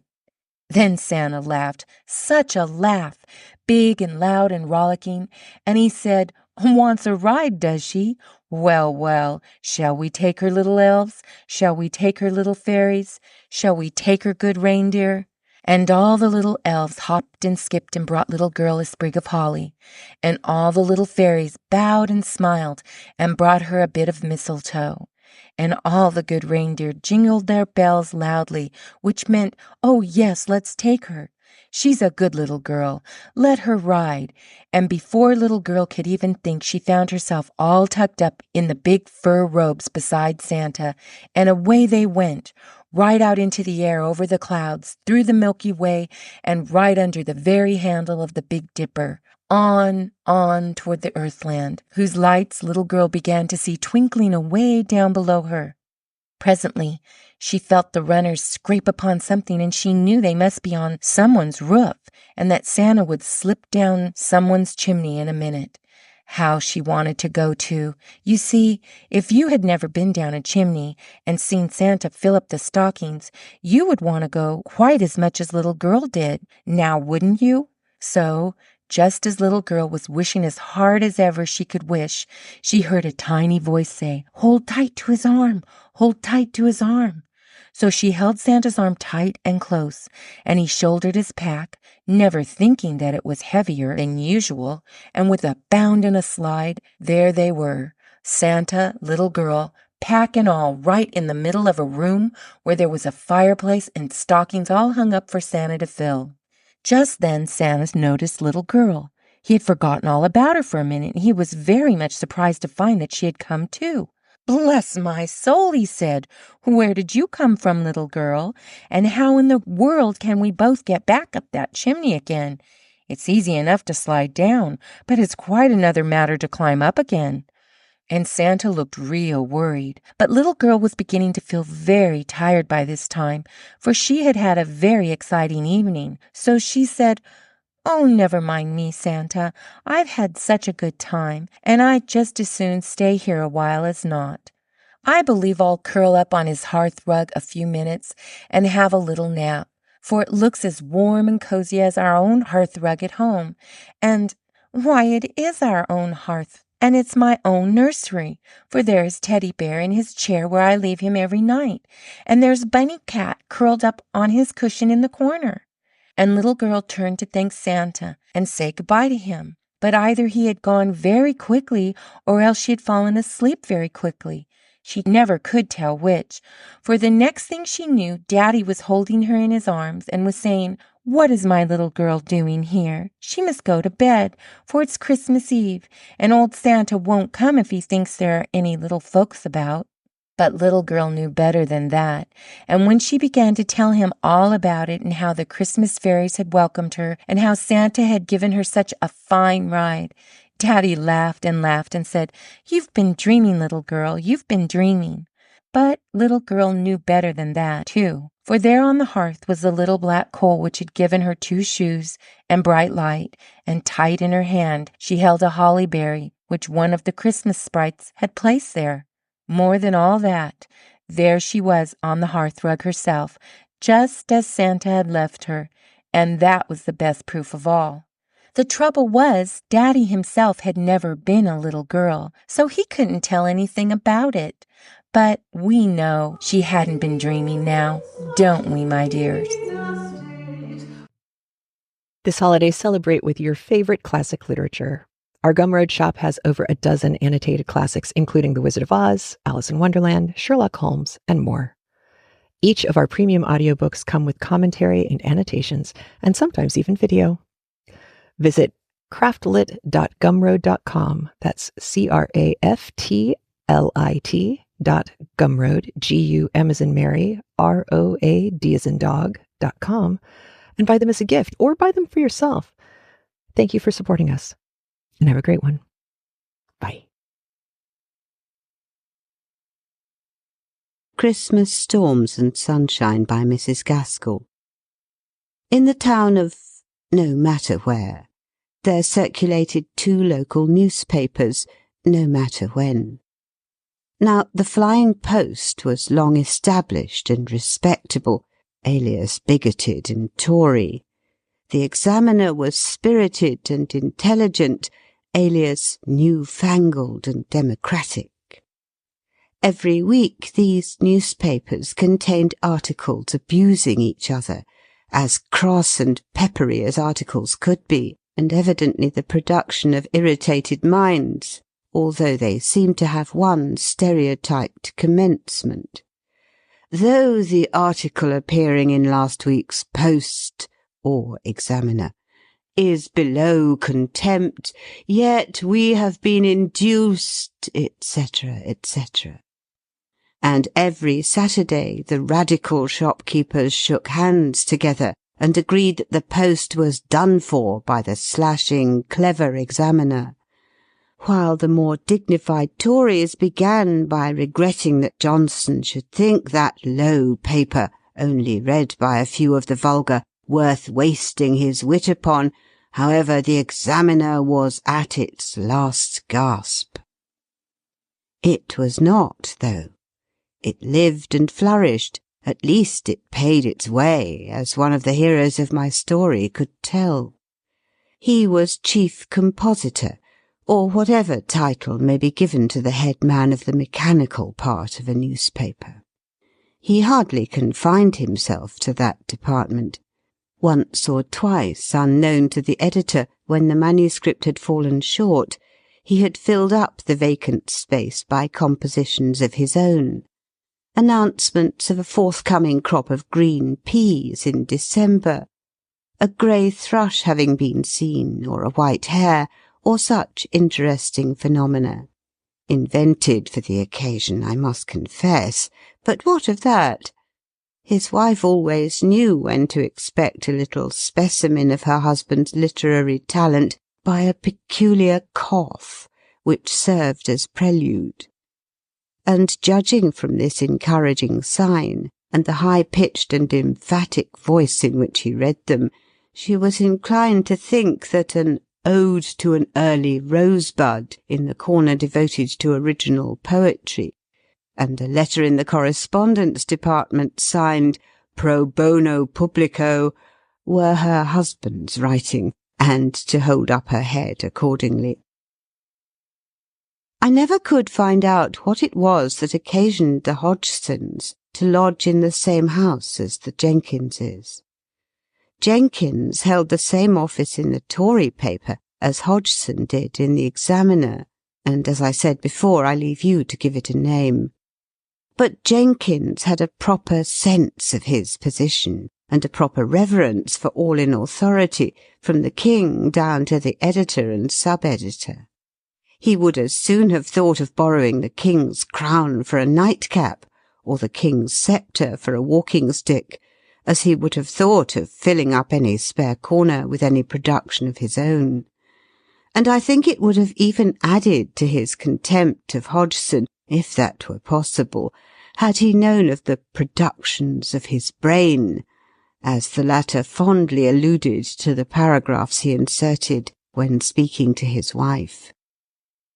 Jenkins had his wife too. Wives were wanting to finish the completeness of the quarrel which existed one memorable Christmas week, some dozen years ago, between the two neighbours, the two compositors. And with wives it was a very pretty, a very complete quarrel. To make the opposing parties still more equal, still more well matched, if the Hodgsons had a baby, such a baby, a poor puny little thing. Mrs. Jenkins had a cat, such a cat, a great nasty meowling tomcat that was always stealing the milk put by for little Angel's supper. And now, having matched Greek with Greek, I must proceed to the tug-of-war. It was the day before Christmas. Such a cold east wind, such an inky sky, such a blue-black look in people's faces, as they were driven out more than usual to complete their purchases for the next day's festival. Before leaving home that morning, Jenkins had given some money to his wife to buy the next day's dinner. "My dear, I wish for turkey and sausages. It may be a weakness, but I own I am partial to sausages. My deceased mother was. Such tastes are hereditary. As to the sweets, whether plum pudding or mince pies, I leave such considerations to you. I only beg you not to mind expense. Christmas comes but once a year." And again he had called out from the bottom of the first flight of stairs, just close to the Hodgsons' door. "Such ostentatiousness," as Mrs. Hodgson observed. "You will not forget the sausages, my dear?" "I should have liked to have had something above common, Mary," said Hodgson, as they too made their plans for the next day. "But I think roast beef must do for us. You see, love, we've a family." "Only one, Jem. I don't want more than roast beef, though, I'm sure. Before I went to service, mother and me would have thought roast beef a very fine dinner." "Well, let's settle it then. Roast beef and a plum pudding. And now, good-bye. Mind and take care of little Tom. I thought he was a bit hoarse this morning." And off he went to his work. Now, it was a good while since Mrs. Jenkins and Mrs. Hodgson had spoken to each other, although they were quite as much in possession of the knowledge of events and opinions as though they did. Mary knew that Mrs. Jenkins despised her for not having a real lace cap, which Mrs. Jenkins had, and for having been a servant, which Mrs. Jenkins had not, and the little occasional pinchings which the Hodgsons were obliged to resort to make both ends meet would have been very patiently endured by Mary if she had not winced under Mrs. Jenkins' knowledge of such economy. But she had her revenge. She had a child, and Mrs. Jenkins had none. To have had a child, even such a puny baby as little Tom, Mrs. Jenkins would have worn commonest caps, and cleaned grates, and drudged her fingers to the bone. The great unspoken disappointment of her life soured her temper, and turned her thoughts inward, and made her morbid and selfish. "Hang that cat! He's been stealing again! He's gnawed the cold mutton in his nasty mouth till it's not fit to set before a Christian, and I've nothing else for Jem's dinner. But I'll give it him now I've caught him, that I will." So saying, Mary Hodgson caught up her husband's Sunday cane, and despite Pussy's cries and scratches, she gave him such a beating as she hoped might cure him of his thievish propensities, when, lo and behold, Mrs. Jenkins stood at the door with a face of bitter wrath. "Aren't you ashamed of yourself, ma'am, to abuse a poor dumb animal, ma'am, as knows no better than to take food when he sees it, ma'am? He only follows the nature which God has given, ma'am. And it's a pity your nature, ma'am, which I've heard is of the stingy, saving species, does not make you shut your cupboard door a little closer. There is such a thing as law for brute animals. I'll ask Mr. Jenkins, but I don't think them Radicals has done away with that law yet, for all their Reform Bill, ma'am. My poor precious love of a Tommy, is he hurt? And is his leg broke for taking a mouthful of scraps, as most people would give away to a beggar, if he'd take 'em?" wound up Mrs. Jenkins, casting a contemptuous look on the remnant of a scrag-end of mutton. Mary felt very angry and very guilty, for she really pitied the poor limping animal as he crept up to his mistress, and there lay down to bemoan himself. She wished she had not beaten him so hard, for it certainly was her own careless way of never shutting the cupboard door that had tempted him to his fault. But the sneer at her little bit of mutton turned her penitence to fresh wrath, and she shut the door in Mrs. Jenkins' face as she stood caressing her cat in the lobby, with such a bang that it wakened little Tom, and he began to cry. Everything was to go wrong with Mary to-day. Now baby was awake, who was to take her husband's dinner to the office? She took the child in her arms and tried to hush him off to sleep again, and as she sung, she cried, she could hardly tell why, a sort of reaction from her violent, angry feelings. She wished she had never beaten the poor cat. She wondered if his leg was really broken. What would her mother say if she knew how cross and cruel her little Mary was getting? If she should live to beat her child in one of her angry fits? It was of no use lullabying while she sobbed, so it must be given up, and she must carry her baby in her arms and take him with her to the office, for it was long past dinner time. So she pared the mutton carefully, although by so doing she reduced the meat to an infinitesimal quantity, and taking the baked potatoes out of the oven, she popped them piping hot into her basket, with the et ceteras of plate, butter, salt, and knife and fork. It was indeed a bitter wind. She bent against it as she ran, and the flakes of snow were sharp and cutting as ice. Baby cried all the way, though she cuddled him up in her shawl. Then her husband had made his appetite up for a potato pie, and, literary man as he was, his body got so much the better of his mind that he looked rather black at the cold mutton. Mary had no appetite for her own dinner when she arrived at home again. So, after she had tried to feed baby, and he had fretfully refused to take his bread and milk, she laid him down as usual on his quilt, surrounded by playthings, while she sided away and chopped suet for the next day's pudding. Early in the afternoon a parcel came, done up first in brown paper, then in such a white, grass-bleached, sweet-smelling towel, and a note from her dear, dear mother, in which quaint writing she endeavoured to tell her daughter that she was not forgotten at Christmas time, but that learning that Farmer Burton was killing his pig, she had made interest for some of his famous pork, out of which she had manufactured some sausages, and flavoured them just as Mary used to like when she lived at home. "Dear, dear mother," said Mary to herself, "there never was anyone like her for remembering other folk. What rare sausages she used to make!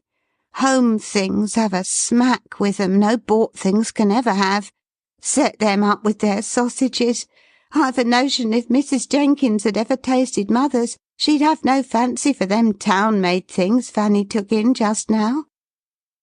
And so she went on thinking about home, till the smiles and the dimples came out again at the remembrance of that pretty cottage, which would look green even now in the depth of winter, with its pyracanthus and its holly bushes, and the great Portugal laurel that was her mother's pride.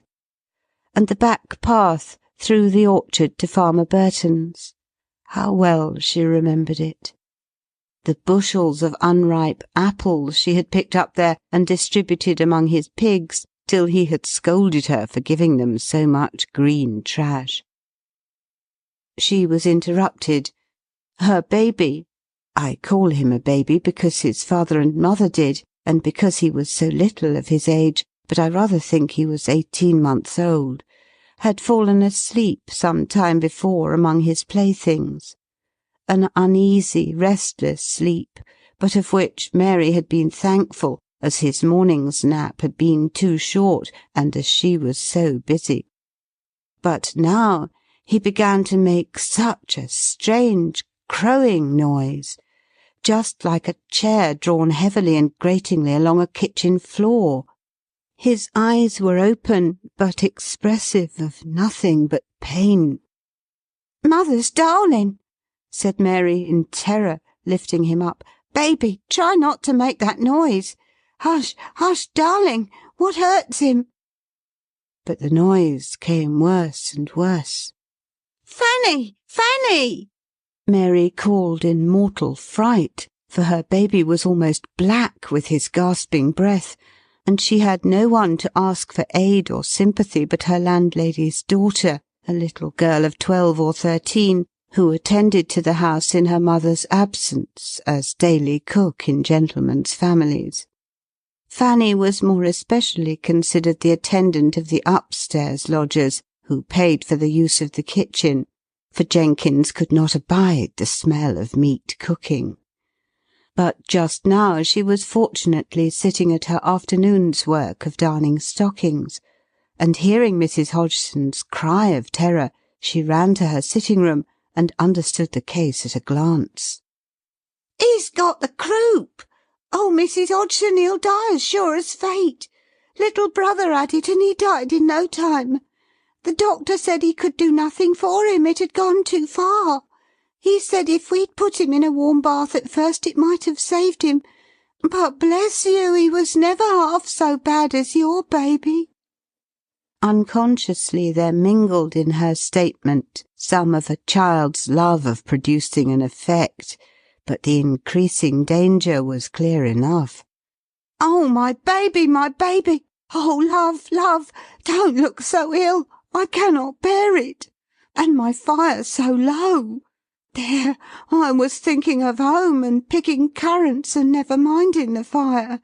Oh, Fanny, what is the fire like in the kitchen? Speak." "Mother told me to screw it up and throw some slack on as soon as Mrs. Jenkins had done with it, and so I did. It's very low and black. But oh, Mrs. Hodgson, let me run for the doctor. I cannot bear to hear him, it's so like little brother." Through her streaming tears Mary motioned her to go, and trembling, sinking, sick at heart, she laid her boy in his cradle and ran to fill her kettle.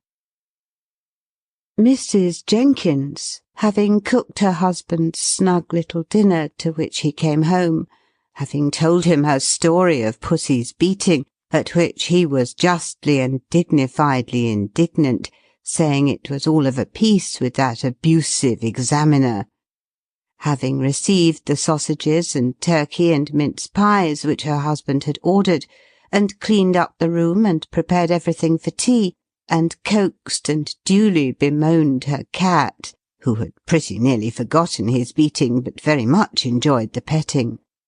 Having done all these and many other things, Mrs. Jenkins sat down to get up the real lace cap.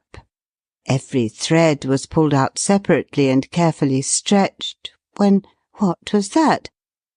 Outside in the street, a chorus of piping children's voices sang the old carol she had heard 100 times in the days of her youth. As Joseph was a-walking, he heard an angel sing, this night shall be born our heavenly King. He neither shall be born in housen nor in hall, nor in the place of paradise, but in an ox's stall. He neither shall be clothed in purple nor in pall, but all in fair linen, as were babies all. He neither shall be rocked in silver nor in gold, but in a wooden cradle that rocks on the mould. She got up and went to the window. There below stood the group of grey-black little figures, relieved against the snow, which now enveloped everything. For old sake's sake, as she phrased it, she counted out a halfpenny apiece for the singers out of the copper bag, and threw them down below. The room had become chilly while she had been counting out and throwing down her money, so she stirred her already glowing fire and sat down right before it, but not to stretch her lace. Like Mary Hodgson, she began to think over long past days, on softening remembrances of the dead and gone, on words long forgotten, on holy stories heard at her mother's knee. "I cannot think what's come over me to-night," said she half aloud, recovering herself by the sound of her own voice from her train of thought. "My head goes wandering on them old times. I'm sure more texts have come into my head with thinking on my mother within this last half-hour than I've thought on for years and years. I hope I'm not going to die. Folks say thinking too much on the dead betokens we're going to join 'em. I should be loath to go just yet. Such a fine turkey as we've got for dinner to-morrow, too." Knock, knock, knock at the door, as fast as knuckles could go. And then, as if the comer could not wait, the door was opened, and Mary Hodgson stood there as white as death. "Mrs. Jenkins! Oh, your kettle is boiling, thank God! Let me have the water for my baby, for the love of God! He's got croup and is dying." Mrs. Jenkins turned on her chair with a wooden, inflexible look on her face that, between ourselves, her husband knew and dreaded for all his pompous dignity.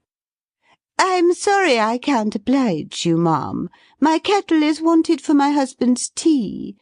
Don't be afeard, Tommy. Mrs. Hodgson won't venture to intrude herself where she's not desired. You'd better send for the doctor, ma'am, instead of wasting your time in wringing your hands, ma'am.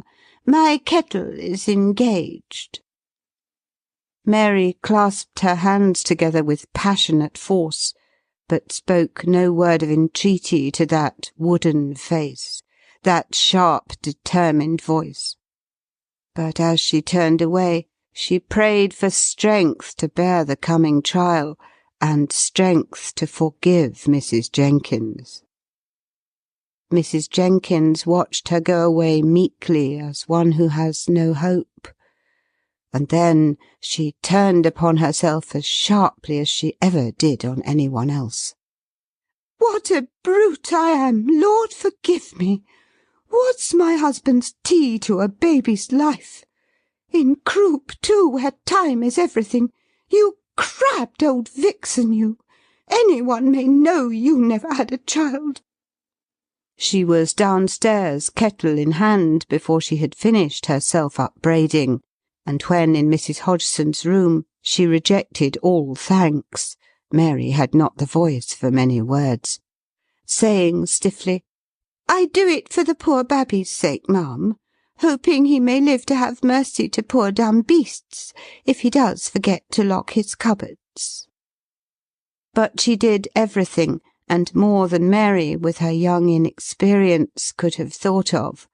She prepared the warm bath, and tried it with her husband's own thermometer. Mr. Jenkins was as punctual as clockwork in noting down the temperature of every day. She let his mother place her baby in the tub, still preserving the same rigid, affronted aspect, and then she went upstairs without a word. Mary longed to ask her to stay, but dared not, though when she left the room the tears chased each other down her cheeks faster than ever. Poor young mother! How she counted the minutes till the doctor should come. But before he came, down again stalked Mrs. Jenkins with something in her hand. "I've seen many of these croup fits, which I take it you've not, ma'am. Mustard plasters is very sovereign put on the throat. I've been up and made one, ma'am, and by your leave I'll put it on the poor little fellow." Mary could not speak, but she signed her grateful assent. It began to smart while they still kept silence, and he looked up to his mother as if seeking courage from her looks to bear the stinging pain, but she was softly crying to see him suffer, and her want of courage reacted upon him, and he began to sob aloud. Instantly Mrs. Jenkins' apron was up, hiding her face. "Peep-bo, baby," said she as merrily as she could. His little face brightened, and his mother having once got the cue, the two women kept the little fellow amused until his plaster had taken effect. "He's better! Oh, Mrs. Jenkins, look at his eyes! How different! And he breathes quite softly."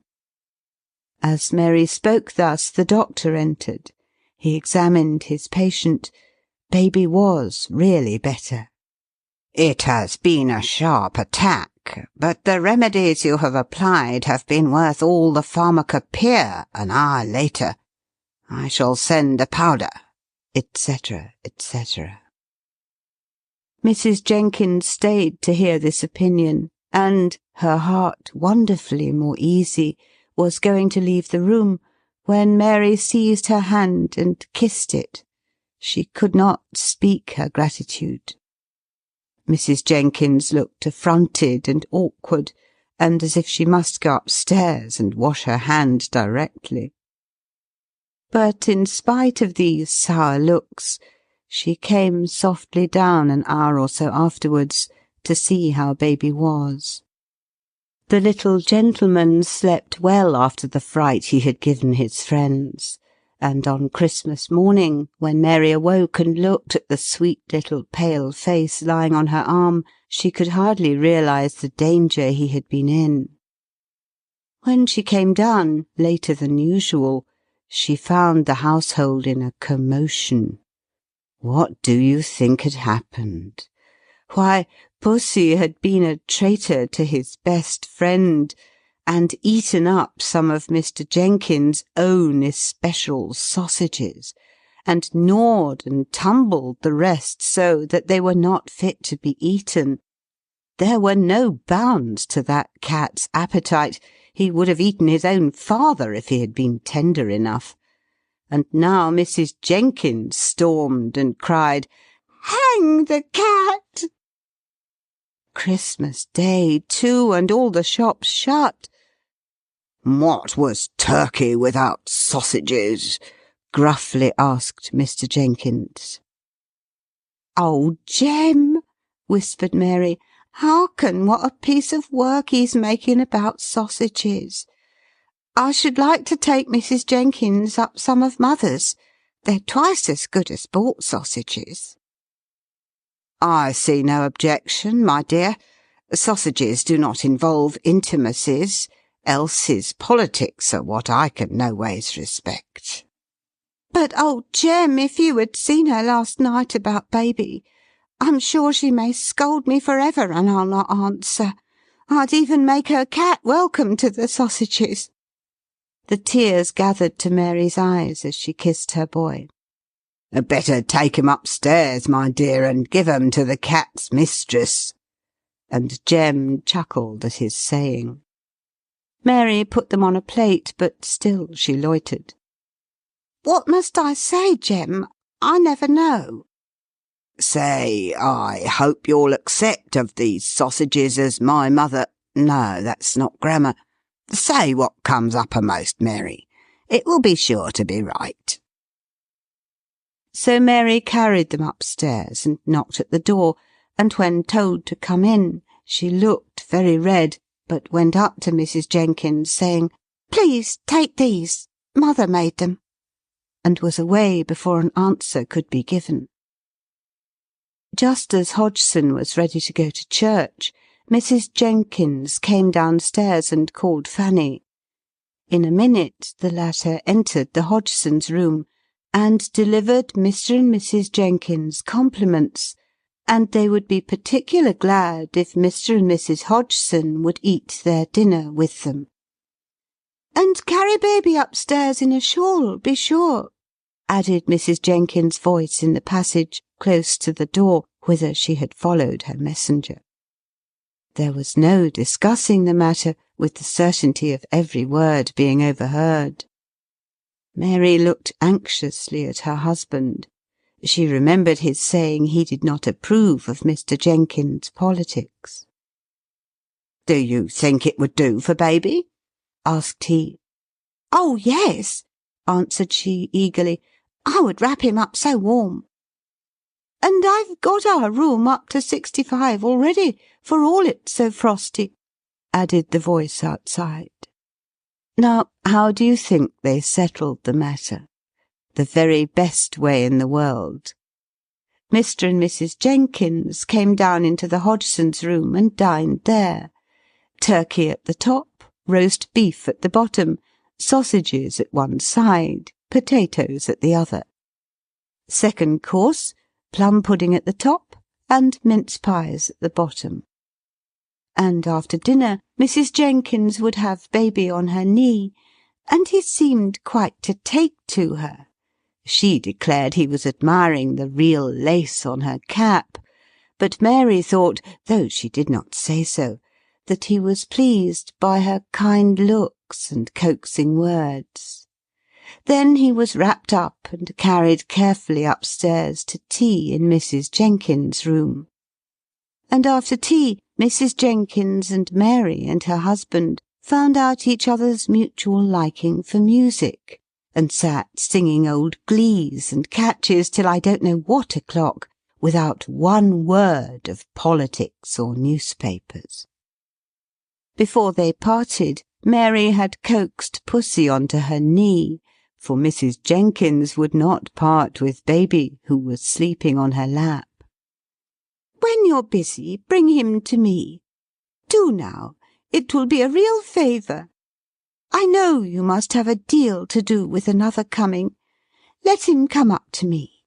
I'll take the greatest of cares of him. Pretty darling, how sweet he looks when he's asleep."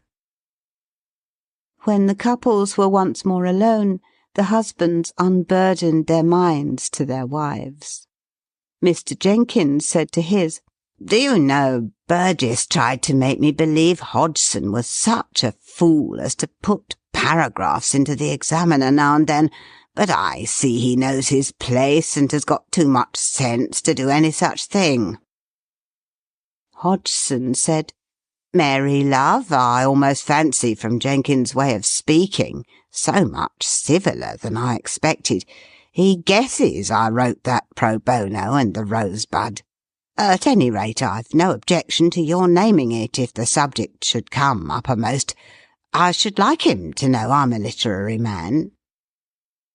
Well, I've ended my tale. I hope you don't think it too long, but before I go, just let me say one thing. If any of you have any quarrels or misunderstandings, or coolnesses or cold shoulders or shynesses, or tiffs or miffs or huffs with any one else, just make friends before Christmas. You will be so much merrier if you do.